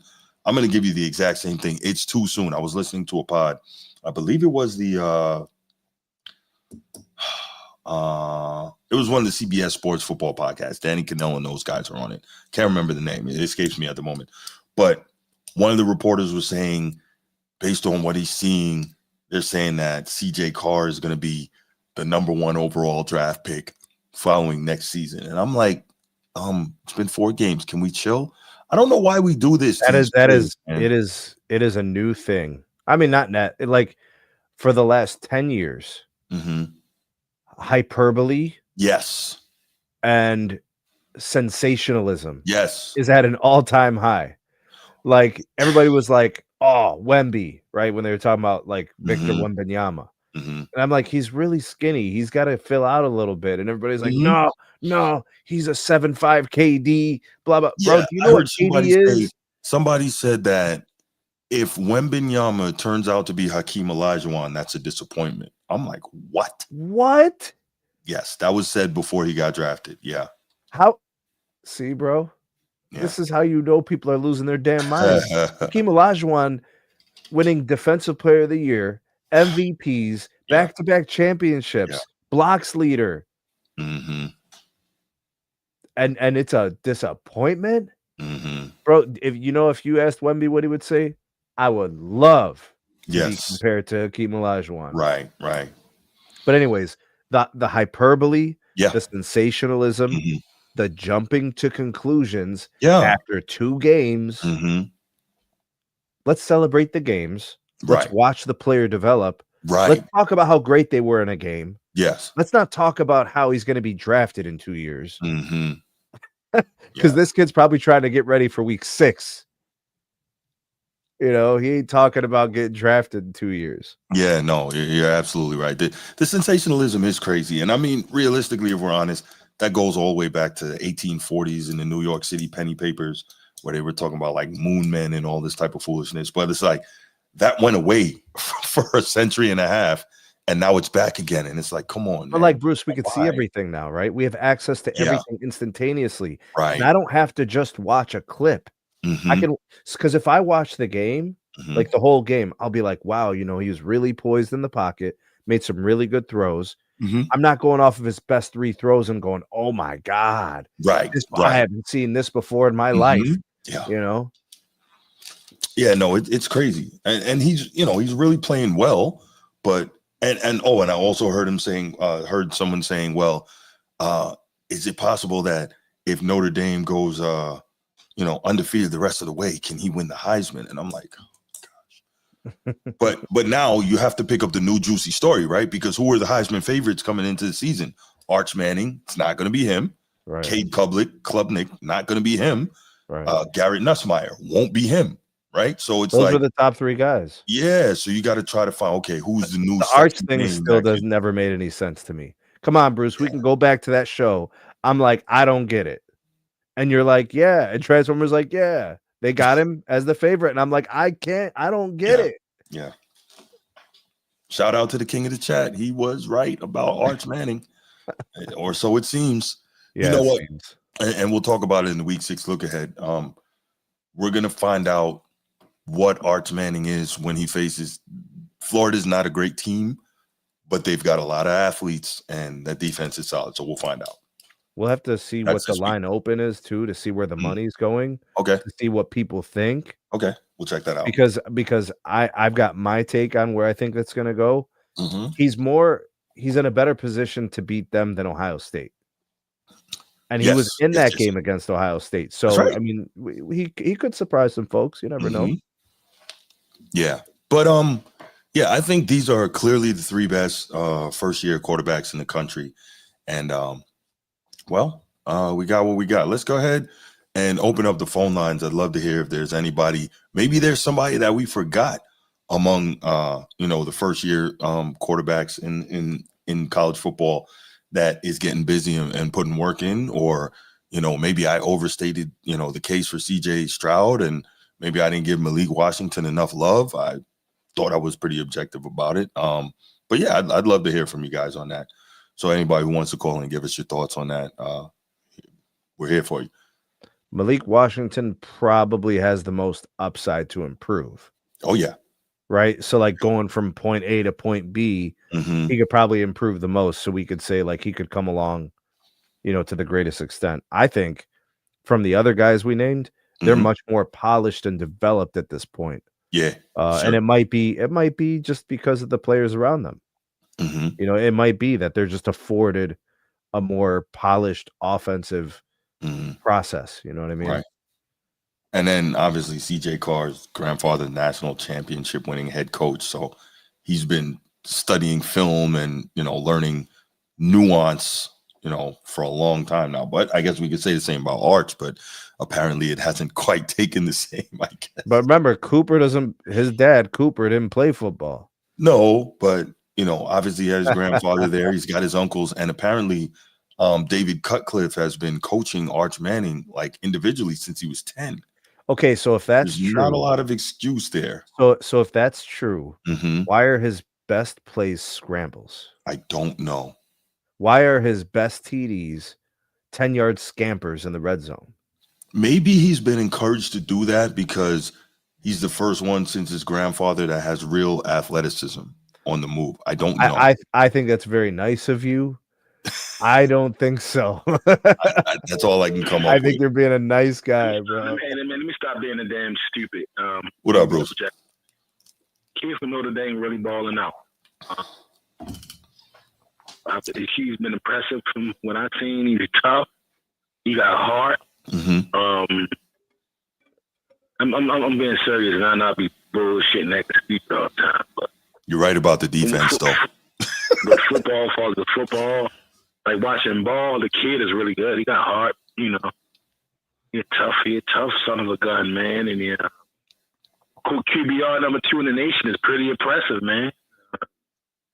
They keep talking about he's going to be the number 1 pick and all this. We need to pop our brakes on that. Yes, absolutely. 1,000%. I truly believe Castellano coming the first off the board. I the think. Kid from Florida State. Is he coming out this year or next year? No, I think Castellano like a senior. Is he? Yeah, he transferred from Boston College, remember? Okay. Yeah, but I didn't realize he was a junior. Okay. But he's really tough. He's really good, and he's just a modern quarterback. You guys know there's a lot of those COVID guys, right? The ones that got the 5, 6, 7 year exemptions, and there's a lot of that still around. He's like a damn grown man out there. He's pro ready. Bro got 3 kids, got married 2 years ago. He bought a house already. He's pro ready. He can run that RPO, man. He's gonna be able to run that RPO, and he's strong. You see his lower foundation. I'm talking about the young quarterbacks. Malik Washington, really good young man. He don't really good, turn the ball over. For sure. He's I like that. Manager.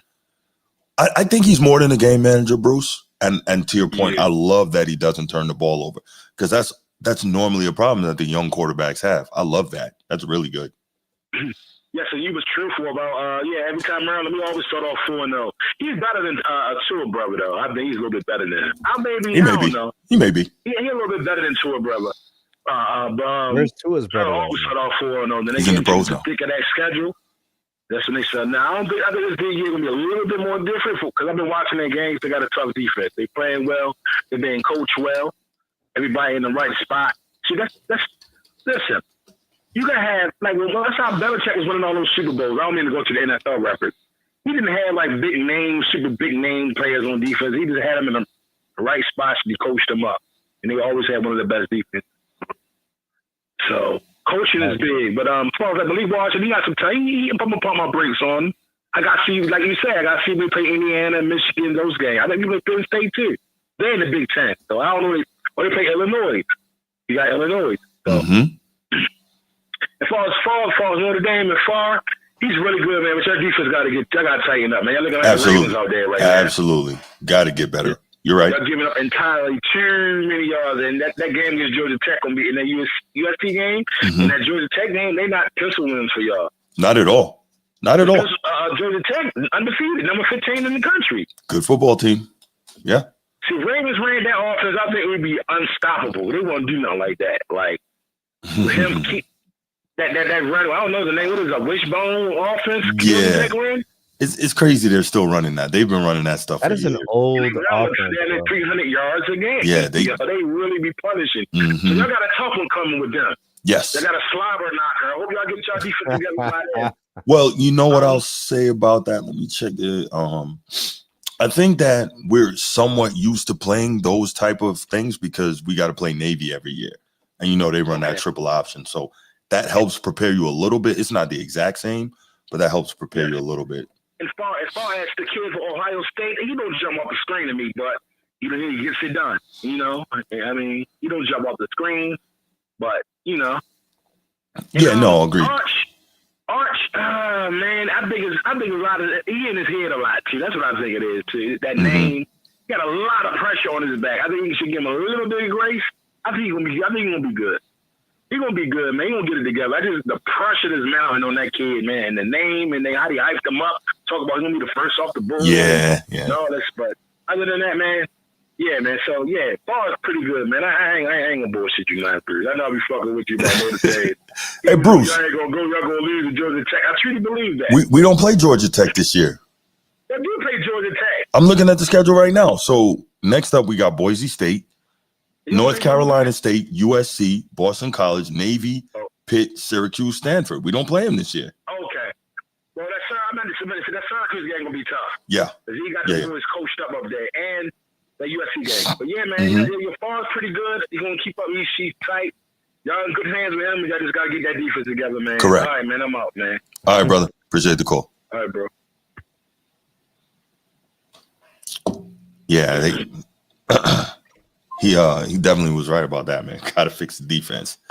Man, what I wouldn't give for that Ohio State defense right now. You got to think about what that Ohio State defense was built on. Yeah, for sure. You know, it's every year that recruiting machine for that. Yeah, for sure. And then Patricia comes in and it's like, that's what it is. You like this is yours. You got this talent. What's up, Steve? I lied. I called back. I see. Oh, Steve, what up? What up, King? He couldn't hear all this Notre Dame talking. Now call back. Come on, man. He's the Elvis of Southern Ohio, bro. Yes. That is me. I'm back. The king. Don't be cruel. I appreciate the title, Samid. I'll take that. Yes, sir. Absolutely. I mean, Middle Eastern Elvis gave it to you, so it's all good.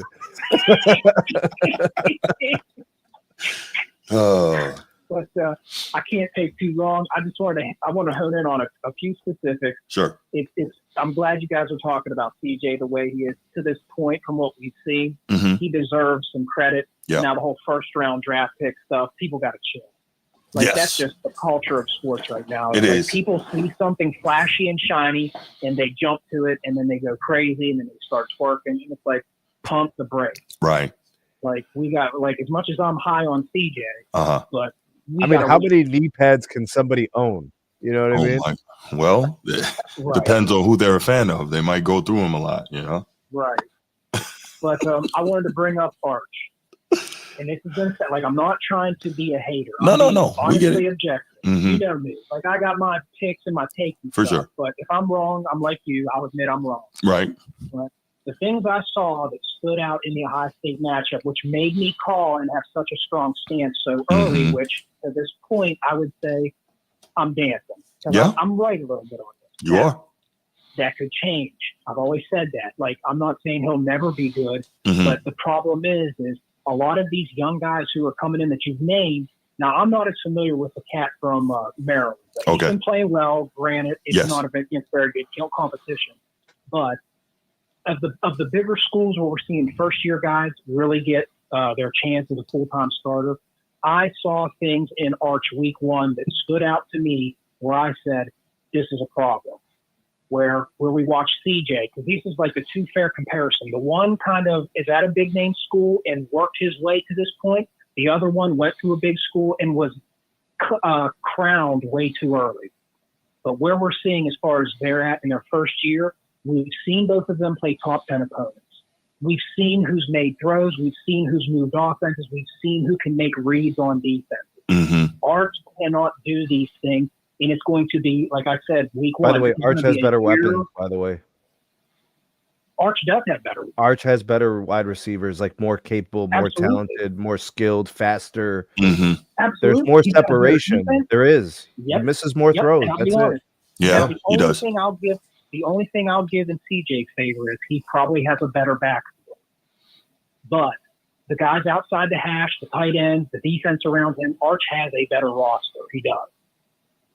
And as much as I like Marcus, you could probably argue Arch may have better coaching, especially on the offensive side of the ball right now. Now, that could be debated. But my point being is, with Arch, while we're seeing CJ flourish and other guys play well, this goes down to high school. I'm sorry, Bruce, we disagree on this one, and this isn't me lambasting or being any way. When I watch Arch in high school, when you watch his film, you can clearly see he is not playing the level of competition that he should have been to been given a 5-star rating in the height. This comes down to his name. We have no problem making our jokes about Bronny James, where it's like when you watch Sierra Canyon, I think that's where he went. You were like, he's not even one of the 3 or 4 best players on his own team, but he's a McDonald's All-American. And we called it out, rightfully so. Now, when I bring up Arch, I see the same thing where it's like, he got all of this esteem because of his name, because on the field, and while we're not seeing him read and make progressions and all of his highlights are just tuck it and run, is because he got away with that in high school. That is what he made his name on. And he was able to get away with it because he was just a better athlete than the competition he was playing. And in high school, it looks good on film, but those are problems in college because bad habits follow you. And we're seeing it right now. And again, with the High State game, High State has a great defense. It's not knocking them, but he missed throws. From 20 to 20, you can move the ball on a High State. You probably can miss it. When you get to the 10, it's hell.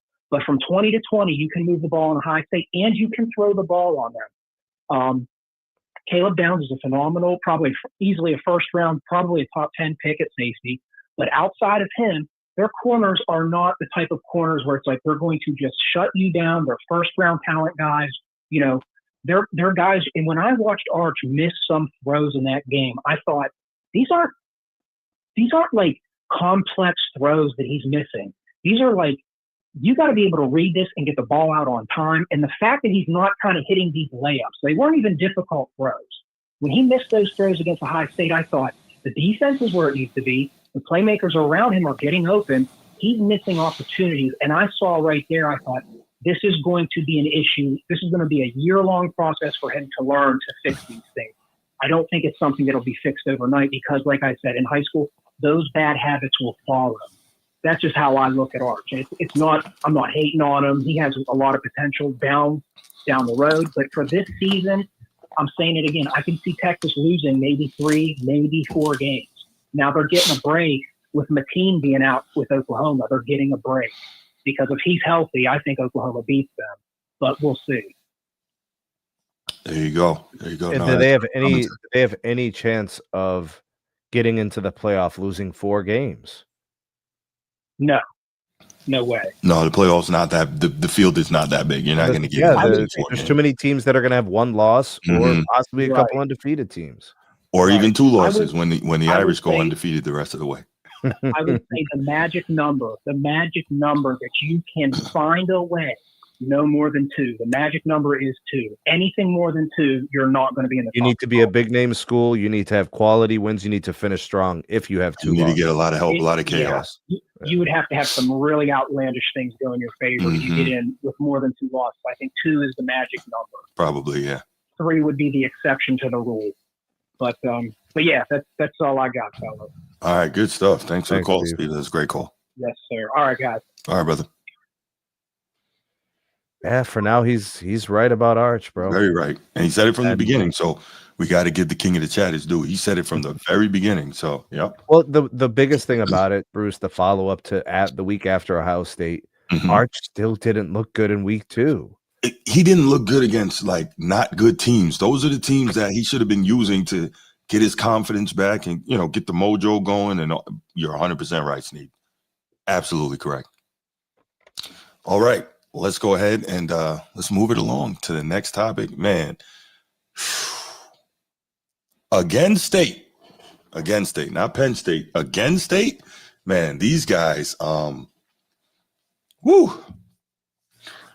Another big game loss for James Franklin and the Penn State Nittany Lions. There is clearly something going on there. Bro, he's a nice guy, isn't he? Doesn't matter. He seems like a nice guy. What does that mean? Nothing. Okay, just checking. He seems like a nice guy. Means nothing. It's tough, bro. Oh, man. It's tough when people seem nice and you're just like they're easy to root for, but like they can't get it done. Right. Oh boy. So if I'm not mistaken, James Franklin is now 4-22 against top 10 teams. Bad, bro. Plain and simple, just like you just said, the guy doesn't get it done. Why are we bringing this up? Because yet another opportunity to buck the trend and kill the narrative was presented to James Franklin and his Nittany Lions last Saturday night in the whiteout game, which was like phenomenal to see. You just need whiteout game, man. That's like now on my bucket list for college football things to want to attend. Obviously, I've done Notre Dame now. 110,000 at Beaver Stadium on the bucket list at night with the white freaking, the whiteout. Right. So I've been to Notre Dame twice. I've covered UCF live when they were really good. That was cool. I actually covered Notre Dame a couple years ago when they were here in the Gator Bowl against South Carolina. That was a heck of a game. They won that one. So I've gotten to see a little bit of stuff in college football. I also want to see the Wisconsin jump around live. That's probably really cool that they do at the start of the fourth quarter. They play that jump around from House of Pain, and like the whole stadium is rocking. That looks super cool. So that's something I would like to experience. But yeah, whiteout. So they had a whiteout. Oregon came, visited Penn State last Saturday night, and in overtime in true Penn State fashion. Crazy game. Another loss. And it is like, what are we doing here? I guess is the question, right? Okay, so here's what disappoints me the most, Bruce. Listen to these quotes. This is days after the game. Okay. Like, so we're talking like 48 hours, 72 hours after the game. Yeah. James Franklin quotes. Yes. I'm not going to allow one loss to define our season. Yeah, I heard that. I'm not going to allow a few losses to define my career and what we've done here at Penn State. Because although I don't think a lot of people spend a lot of time on what we've done over the last 12 years, and I get it, nobody wants to hear this right now. There's a ton of positive. There is. He then finished it by saying, I don't think focusing on the negatives helps solve the problem. Screaming, yelling, pointing fingers. We're not going to do that. Nah, that's not it, bro. What he's saying is correct. And I'm normally like, okay, the truth is the truth, but this is not the right time for him to be saying that. Yeah. Maybe down the road a little bit, off season, maybe. Coming off another big game loss where you just could not get it done. That's not the time that you want to make a statement like that. They were supposed to win that game. They had a chance. And that's gonna get to one of our bigger issues, right? Why has James Franklin not been able to get the quarterback right? We know where Penn State is located, right? Penn State is located in western central Pennsylvania, right? Pennsylvania is a solid high school football state. On its western border is Ohio, one of the elite football states. Ohio State can't take every outstanding player out of Ohio, right? Right. There's a lot of 5-star guys that are stuck behind other 5-star guys. That's right. That's right. So you could recruit Ohio. You could recruit New Jersey, which for a northern state is really, has a lot of talent that comes out of there. You can recruit Maryland, which is right below you. Virginia, DC, that whole, DMV area, what they call it, DC metro area, whatever you want to call it. That whole area is very rich with talent, very rich. What is James Franklin doing not getting the quarterback right? And over the last few years, he's been struggling at the wide receiver position. They had to revamp that through the transfer portal. Because remember, a few years ago, they were getting wide receivers and sending guys to the league. What is going on there, Sneed? What do you think is the issue with the recruiting, especially at the quarterback position? Because Drew Aller's not it, and we're going to talk about him during this topic. Are you convinced that they're losing games because of recruiting? Yes. Wow. He recruits really well, but the quarterback position is a failure. Drew Aller's been there. This is his 4th season. He's a senior. At what point are we going to realize he's not it? He's very average. He's very average. Now, look, so here's the thing. Drew Aller, listen carefully, Sneed. Drew Aller in college has flowing hair. You follow me? Yeah. Right. He's prototypical. He's a big guy, physical gifts, big arm, mobile, all that. But he's he doesn't really see the regular, field well. bro. There you go. Doesn't see the field well. He threw a beautiful touchdown pass the other night, and everyone's like, whoa, that's probably the best pass we've ever seen this guy throw in college. And he's a senior. You should not be seeing his best ever collegiate pass as a senior. And you should be seeing great plays all the time with regularity. Right. And I say this to say, exactly, Armand, this is what we're saying. Aller is not it. And so you wonder, okay, you didn't know this after his freshman year? Okay, he was a freshman. You didn't know this after his sophomore year? Okay, he was a 3rd year, junior year. Where is the quarterback that you can say, look, he's not it. If we want to reach where we need to go, he needs to sit down and we need to get this guy. Who's the backup? Probably some other bum, right? Let me not call names. Some not other as guy good who's as not Aller. good enough, to take the job, right? And so it's really disturbing. So when you asked me, do I feel like recruiting is an issue? Absolutely. They're hurting there. They've got one of the best running back rooms in the country. I'd say right behind Notre Dame or maybe, 1A, right? But you can't run the ball on 3rd and 10. No, you can't. No, you can't. But everyone knows Drew Aller is not a threat in the passing game, and they're not, for the most part, going to be able to effectively dial up the passing game because of Drew Aller, so they can load up against the run. Like, this is a problem. And check this out. You want to know who's the flowing hair of offensive coordinators in college football? Andy Kotelnicki, the offensive coordinator for Penn State. I've never heard it in reference to offensive coordinators, but I'll take your word for it. Right. So check this out. Next time Penn State's playing, if Ohio State's playing, not playing, watch Penn State and hear how many times the commentators reference Andy Kotelnicki. So really? I'm watching the game. They referenced him 4 times on the opening drive alone by name and showed him in the box because he sits up in the box. Oh, he's one of the box guys. He's not on the sideline. He's a box guy. Yeah. See, we don't do that at Ohio State, on the dog. First drive. We don't do that at OSU, dog. You know what I'm saying? Yeah. And so I'm saying, I'm not like, okay, I've seen nothing special. Last year was Andy Kotelnicki's first year as OC in Penn State. I haven't seen anything special from this guy, but they keep calling his name, flowing hair. All right, keep calling his name. Here's Drew Aller in a nutshell. From what I've seen, he's inaccurate. Yeah. Whenever he's uncomfortable. Yes. Like a rush, a solid rush. Four rush in. There's pressure. He's not comfortable. His interceptions are usually bad decisions, right? Like he could have held it, or he should have been moving the pocket, or something else. Yep. Based on his experience, you would expect something better. He's completed less than 50% of his passes in the big games.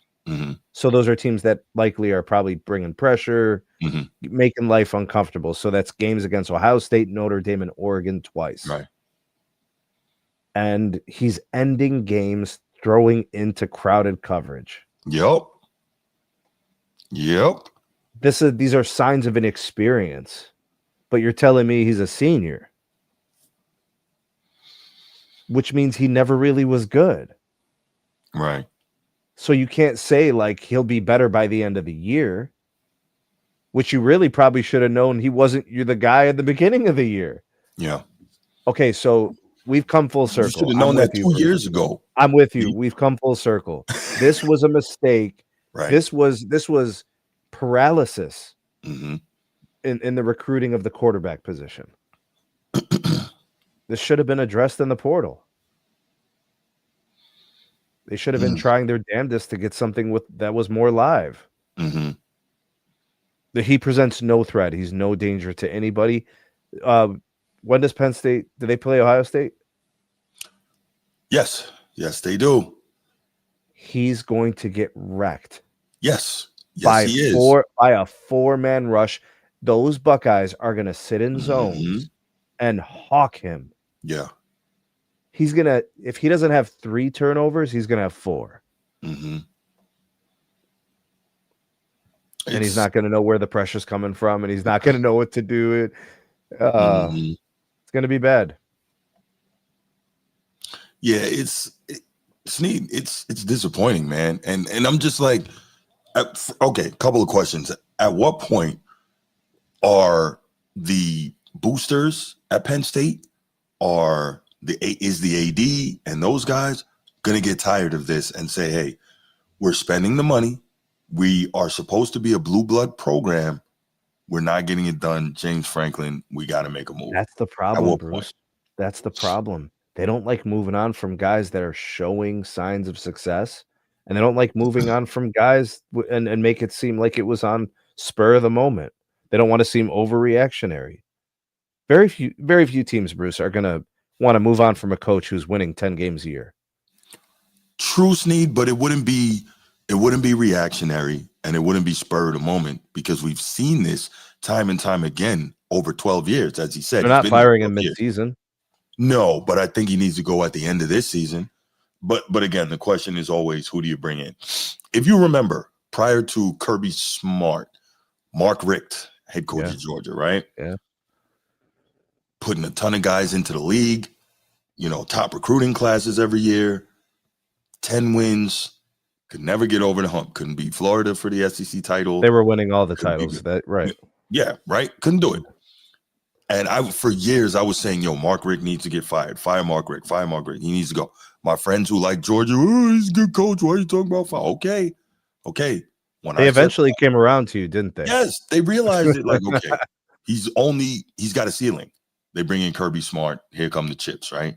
So I say it to say, Kirby's won 2. You have to rate. You had 2 back to back. Obviously, you have to make the right decision when you fire someone and bring in someone else. However, there has to come a point where you're like, we can't just keep sitting on this and, nothing is coming of it. Because again, you're Penn State, you believe you're a blue blood, right? But you're not getting there. So the AD and leadership within the program will literally have to come out at the end of the season and say, we've decided to move on. Coach understands what we're trying to do. Mm-hmm. We feel like we've maxed out. Mm-hmm. We're looking for the next person to come in and take us to the next level. Mm-hmm. And we appreciate Coach for doing all he could for the last 12 years. Right. It's going to have to be that conversation. Yeah. And it won't end badly because you gave him years. That's right. So it really won't have to end understand, badly. like, okay, yeah, well, yeah. But with respect and honor, they're not going to treat him like a doormat. Yeah. Okay, so here's a thought. If you fire him, right, then you know what you do. You ask the Chargers, you find out first. You ask the Chargers for permission to talk to Jesse Minter, the defensive coordinator. He knows college football because, he coached the national championship unit at Michigan. He knows the pros, so he knows how to get guys there and what guys need to do to be successful there. So he's got that as a recruiting chip. He's young. He's energetic. You ask Jim Harbaugh, can we talk to Jesse Minter? You try to get him. Or if he's willing to do it, here's another name. Bruce brings this up for the Ravens job often, Rex Ryan, right? Penn State, Northeast, Rex Ryan's that kind of guy, aggressive, braggadocious. He will have the defense flying and doing their thing. Yeah, Rex Ryan he'd have people eating from his hand from day one in Penn State. Mm-hmm. If they can see 110,000, 120,000 will be there that first week. That's right. He'll have the defense crazy. We know that. Yeah. Right? Like he'd have complete control. His recruiting would be off the hook. He'd be in people's family rooms. Yeah. And what you do is hopes and dreams. Right. And what you do is you do it like they did at North Carolina for not Bill Parcells, for Bill Belichick. You have one side that's the football side. Rex Ryan controls that, and the other side that's the admin side. Because I can't imagine Rex Ryan, looking to see who's going to class and who's doing their term paper, right? Nah. So you have an apparatus there to support him on that. But if you bring in Rex Ryan, this is a football hire. That would be that would be really unique. Because he do it for Belichick? Yeah, I don't know, man. I see more and more of these programs going that way. Belichick was literally coming from a coaching position already. Rex Ryan hasn't coached in 7-8 years. Right. It was. But are you telling me he can't get that defense to play with their hair on fire in college? No, he can. I'm just talking about the time away. I get you. If he's gotten comfortable, I don't know what his appetite is. He wants to coach again. Does he want to coach college football? That's the question. I know he wants to be a head coach in the NFL again, but I think if you offered him one of these jobs, and clearly like an SEC job, he doesn't fit that. He wouldn't fit in. How has Rex Ryan not been a coach for the Browns? I don't know. Why was Rex Ryan not coaching the Jets again? I don't know. How has he not been considered for the Jacksonville job at some point? Look, I tell you what, he might get considered when Miami fires Mike McDaniel, he might get considered for that. He'd love that job. Yeah. Dude, Miami, South Beach? Yeah. Sexy Rexy? Sexy Rexy. But no, I think like that's a guy you call maybe for the Penn State job. You call Jesse Minter. Like, there's probably some options out there. It's going to be an awkward ending. Mm-hmm. And it's going to be an awkward first year of who comes in. Mm-hmm. But you gave this guy a lot of years to build, yes, and to show and prove,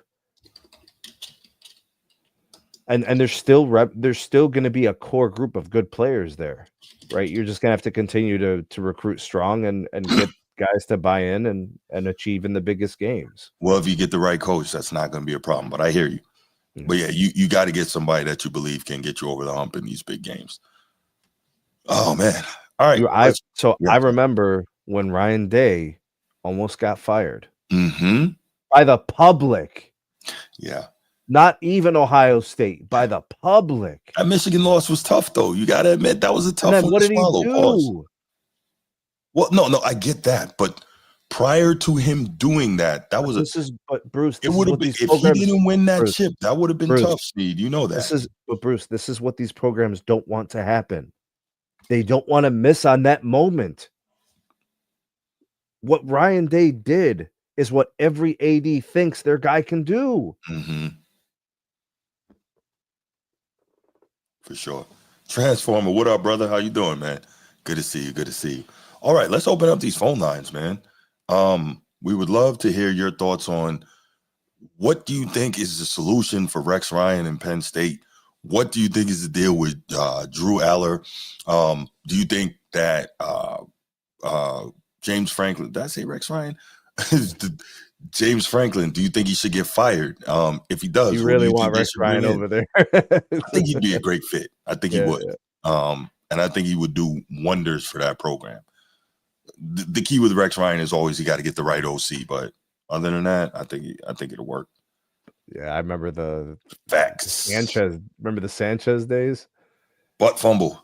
It was crazy, bro. Was I made what year was that, bro? Who? 2011. Okay, so I was just graduating college. I think I was maybe student teaching or something. Okay, and I remember watching that game, and I'm just like, "What just happened, bro?" Yes. Yes. Crazy. Yeah. But yeah, man. I don't know. I want to see. Look, because they're going to lose to Ohio State. That should be it, man. That should be it. But it's going to be a loss, and there's nothing Penn State will be able to do about it because Aller's their quarterback, and the coach is just going to be sitting there with his hands crossed. Like, yeah, but the problem is, by now they should have had a guy that they could pull Aller and say, "Yo, get in there," because he's not getting it done. But they don't have that. They don't have that. And at what point were they going to realize Drew Aller is what he is? And no disrespect to him, he's a solid college quarterback. He's not. He's a regular guy. We need a regular guy sound clip, a sound bite. I know, right? Yeah, we need just a jag, regular bro. Joe. Yeah. Yes. For real. He is just that, a Jag. I literally watched that game last week, and I'm like, somehow, some way, this game is close, right? They were scoring points. Yeah. And the game went to double overtime, and they kept on going back and forth. But it was just like you kind of knew. Drew Aller had knew 137 passing yards in that game, Sneak. So they almost won it with him throwing the ball like 4 times. Drew Aller had 137 passing. How many attempts? Remember, let's find out. Remember I told you last week or whenever it was we were talking about it. This guy has 57 career passing touchdowns. 57. And he's played how many seasons? He's a senior. There's no excuse for that. None. 25 attempts. 14 of 25. When you have modern football, that's terrible. When you have really good running backs, mm-hmm. It gives you the ability to have balance. Thank you. Right? They don't have balance. No, they don't. No, they don't. What's up, Bruce? Hey, man, listen. I'm not no big Penn State guy, but I check it out from afar. Mm-hmm. I would say this. Somebody got to lose, though, Bruce. Everybody, even James Franklin. Well, one thing I will say about James Franklin, what I see from afar, is that they always in the mix. So he's doing something right. Mm-hmm. Yeah. And the mix are getting mixed up. Okay, can I tell you why I'm a little more sensitive to this as well? Yeah. I dealt with this for years with Brian Kelly at Notre Dame. I remember that. Yeah. Always in the mix, you know. Purgatory. Yeah. Never losing quite bowl good enough. games. Right. So like I'm a little sensitive to this, Bruce, because I know what this feels like. I know what that fan base is saying. They're like, yo, okay, we need the fresh blood in there now. It's time to get somebody that can be, more energetic, more of a difference maker. Let me ask you this, Bruce. Your guy, Malik Washington, why is he not at Penn State?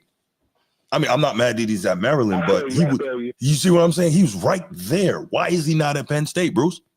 So what you trying to say? James Franklin is not. How could I say? I don't know, man. Attractive coach. He's not. I don't know. I'm asking. I really don't know. But he was right there. Go ahead, man. What is he doing right? What is he good at? He must be good at something. Yeah, for sure. He's good at. He has built a competitive program year in and year out. They have very good defenses. They got athletes. They send guys to the league from multiple positions. He just can't take the next step. Yeah, he can't get the quarterback for sure. But that's what I'm saying. Like, why isn't Malik Washington at Penn State? He should be. I mean, because maybe Maryland probably offered him more money. Okay. I get what you're saying. I'm just saying, like, that was one example of somebody who was a very high level quarterback prospect who was right proverbially in your backyard, right? You didn't have to go far to get that guy. You didn't have to get on a jet, right? You could drove down there. But I'm just saying it to say, like, that's another example.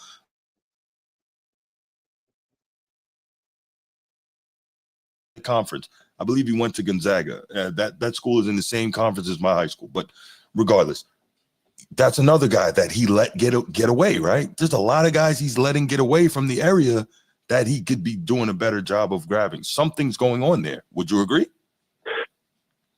Well, Bruce, let's be real. Has Penn State ever known to be quarterback you? No, but I don't think you have to be quarterback you. But in the modern game of football, you know how important that quarterback position is. So you don't have to be quarterback you, but you have to get the guy. Well, maybe Penn State is not as attractive to other schools as, you know what I'm saying? Maybe Penn State not attractive enough to those big name quarterbacks. You're right. Maybe not. Maybe it's the coach. When they went to that little situation they had a couple years ago with the coach touching on people and stuff, I don't want to get into all that on your chat. Isn't that already like 15 years ago? That was a long time ago, right? Yeah, because James Franklin's been there 12 years. And what's his name? Coach of Boston College now. Used to be the OC for Tom Brady. Oh, jeez. Way back in the day. But anyway, so that's at least. Yeah, but he saved James Franklin, saved the program for real. And they came out of that mess with Joe Paterno. Yeah. But that's at least 13 years ago, though, right? So still, you know, he goes still- back to Christian Hackenberg, who probably was the best talent he ever had. mhm. So But that he means didn't- there's Yeah, Penn State not really known to get quarterbacks, bro. I mean, if I'm looking from afar.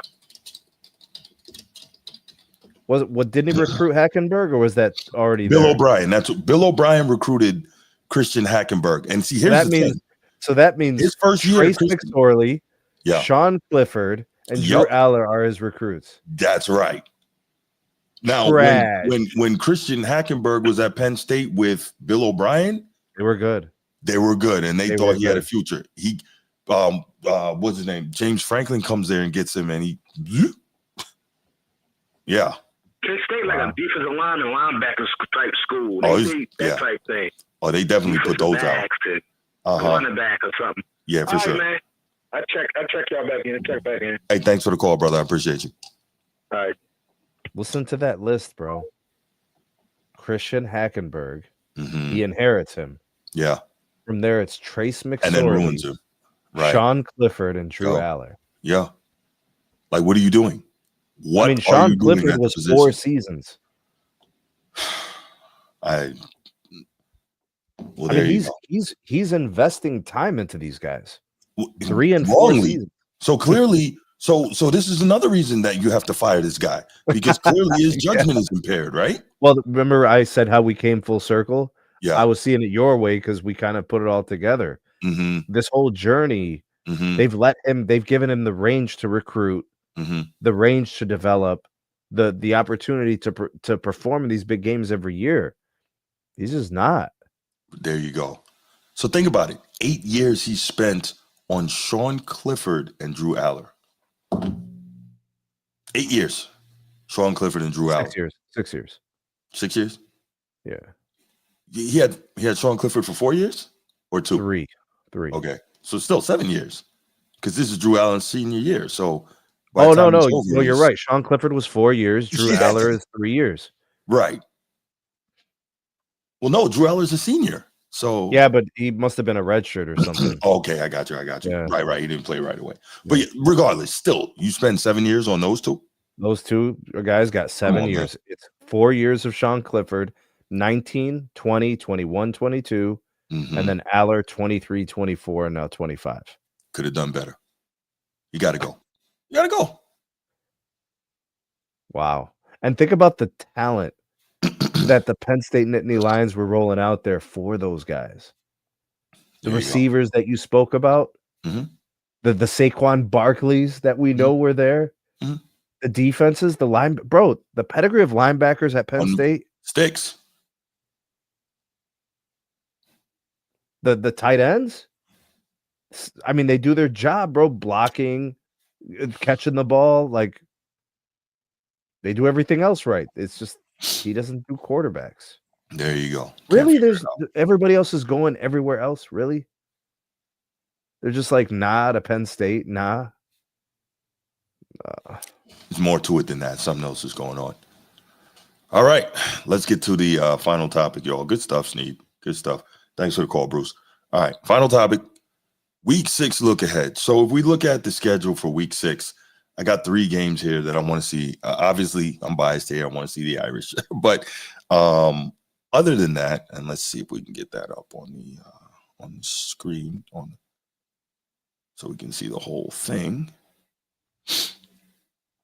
Here we go. We talked about this earlier, and I think this is key, right? So that top one, Florida and Texas, we're really going to get a better barometer of where Arch Manning is at this point in his college football career. Not necessarily because Florida is good, because I think Billy Napier is another one who's done at the end of this season.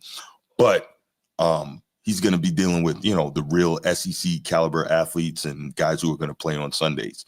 So we're going to find out what that is. And then obviously this, to me, is the game of the weekend, the Noles and the Canes.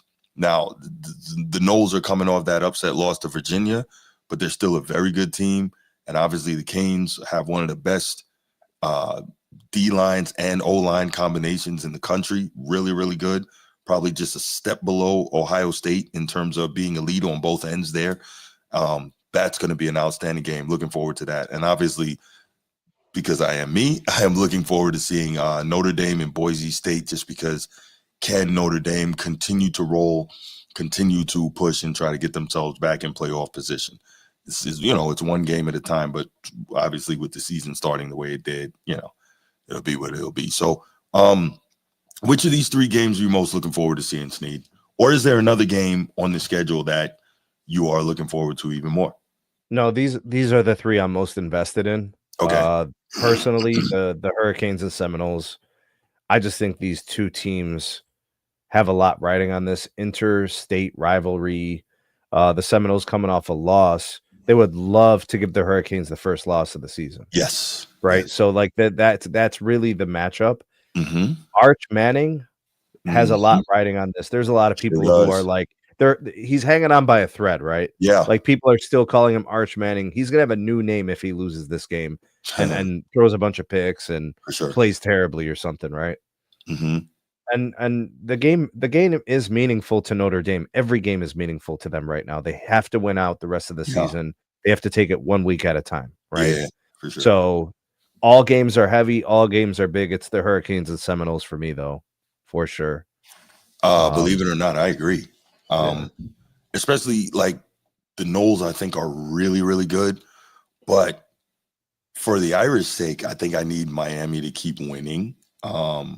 Obviously, I kind of, even though they beat the Irish, you want to know that, okay, you played one of the best teams in the country really close. And that looks good when they start weighing out all the different factors when the committee gets together. So, but I think this is going to be really good. As Bruce said when he called in, Castellanos is one of the best quarterbacks in the country. He's tough. He's mobile. He can throw it. And seeing how Florida State is going to hold up against that Reuben Baines and that Miami pass rush is about to be crazy. So I think you got some really good stuff there. I think you got an exciting matchup. Hey Bruce, the lines are crazy, right? So just to kind of discuss where the money is going. Notre Dame is favored by 21. That is 3 TDs, sir. Yeah. So like nobody's averaging 44 so far this year. Yeah. So nobody's worried about Notre Dame covering or any of that stuff. Like that's not a thing. So Boise State's, I mean, they'd like to keep it close, but I think Notre Dame's going to score a ton of points. I think All so right, too. now, yeah. So the Seminoles and Hurricanes, this one's a little bit more interesting. The line opened 7.5 for Miami. It's closed to 4.5. So people are kind of thinking, well, yeah, Florida State lost and that sucks, but they still have a chance, right? Miami is clearly still the favorite, but the money moved a little bit. That's interesting. Very. But I think it's a testament to the interstate rivalry, though, right? And the fact that these are 2 really good teams playing one another. Yeah. They're good. And the Seminoles might be looking at it like, yo, we need to bounce back. Let's get back into this. Let's make sure our season stays on track here so we can get into that playoff. Yes. Because at the end of the day, one of the big parts, like we always talk about, is the money, man. Obviously, teams want a chance to play for the championship, but they also want that money coming into their program. Bro, Texas is favored by 7. I don't know, man. In Florida? Really? Yeah, because Florida's not that good. Not that great? Okay. Billy Napier's going to get fired. All right. Yeah. Yeah, and if Texas blows him out, he might not make it out of that weekend. They're 1-3. Yeah, it's bad, bro. I didn't think they were going to be this bad. I thought they were going to be more competitive. Agreed. Yeah, but they're hosting Texas. Texas has way too much talent across that roster. Texas should win by 10. Yeah, I know Florida's home, but whatever. Yeah, exactly. That might be the only thing keeping the line in check is that Florida's at home. And the Swamp is a tough place to play for sure. Yeah, that's what we got, man. I don't know about the other games. Like Penn State's favored by 26 points. I mean, why the hell am I going to watch that? They play Purdue. Yeah, like okay, there you go. No, not Illinois is playing Purdue. Yeah. Penn State's playing UCLA.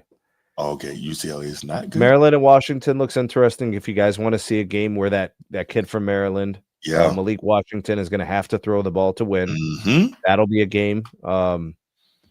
So that's one to maybe watch. Yeah. And then we're going to see how good this supposed number one defense is, right? Right. Yeah. Illinois, Purdue. Illinois is favored by like 10. Yeah. Right. It's So a they're good, heavy good favorites on the football road. team, man. They got smoked by Illinois. They bounced right back and beat an elite offensive team in USC. That was good. Michigan, Wisconsin. I mean, Michigan's favored by like 17. There's a lot of these games that are probably going to be blowouts. Georgia's up. They're favored by 21. Air Force Navy will be interesting, but the Navy looks heavily favored there. Yeah. I don't know, man. I probably won't watch much else. I'm really going to be looking for those 3 or 4 games. So Maryland might have one thing going for them. Washington's got to come all the way across country to play that. That's game. tough, man. That's tough for those guys. Yeah. Okay, so I'm going to do my Notre Dame bias thing here, right? But as I mentioned earlier, Notre Dame has been crisscrossing the country playing games since the 1920s, riding on the train. By the way, quick side note, there's a new book out by Ivan Meisel, and he's a noted all-time great college football writer. He wrote a book about Notre Dame legendary former head coach Frank Leahy. If you're into like history of college football and stuff like that, that was a fantastic book. Check it out. Anyway, they've been going back and forth, all across the country, playing games, being independent for about 100 years now, right?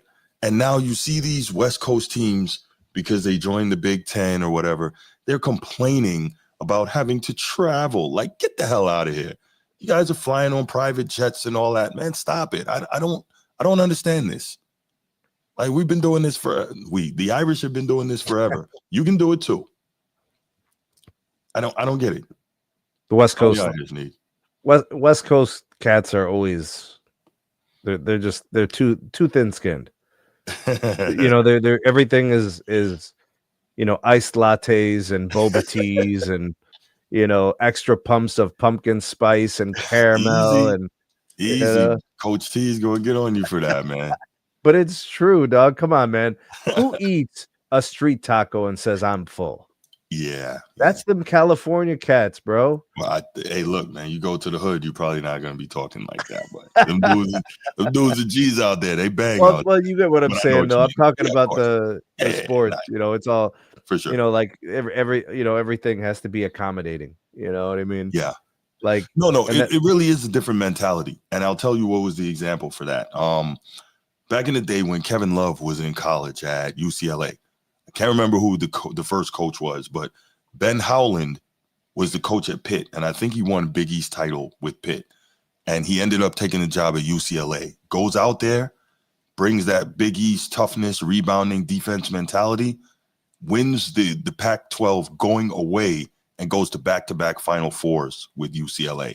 Like, it's just a different mentality in the East. And I'm not saying that, there's no good teams out West, obviously, but there is a different mentality on this side of the country. So I hear what you're saying. On this side of the country, there is a belief that if we beat you up, we are going to force you to quit. That's right.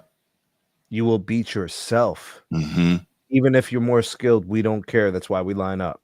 We're going to out-tough you. Facts. Yeah. For sure. And it's happened, and it works, and it does it. It happens all the time.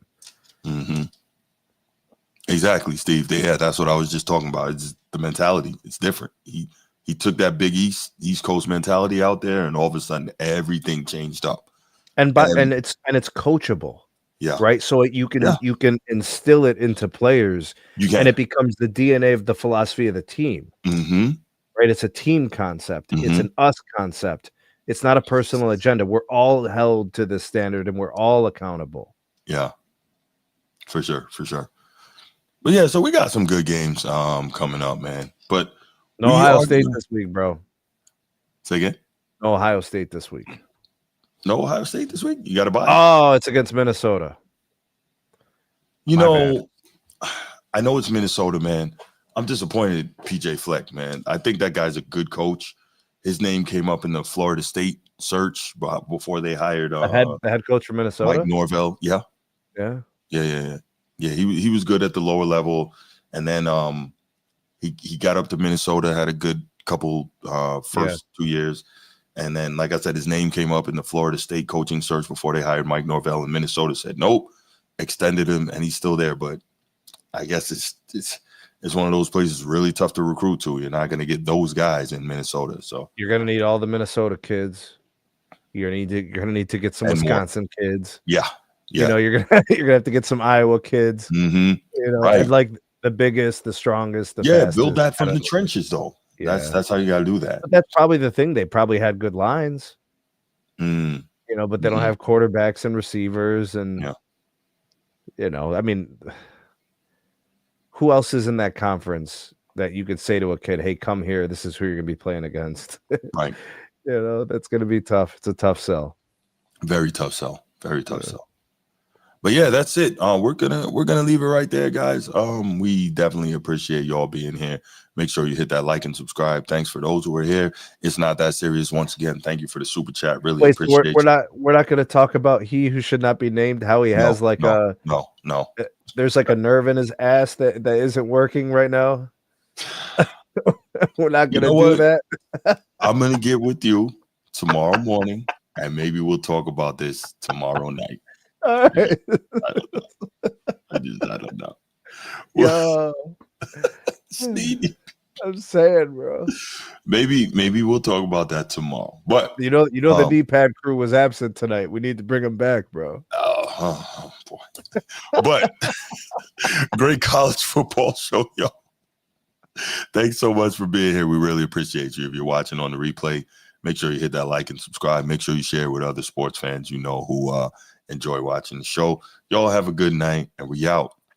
Peace.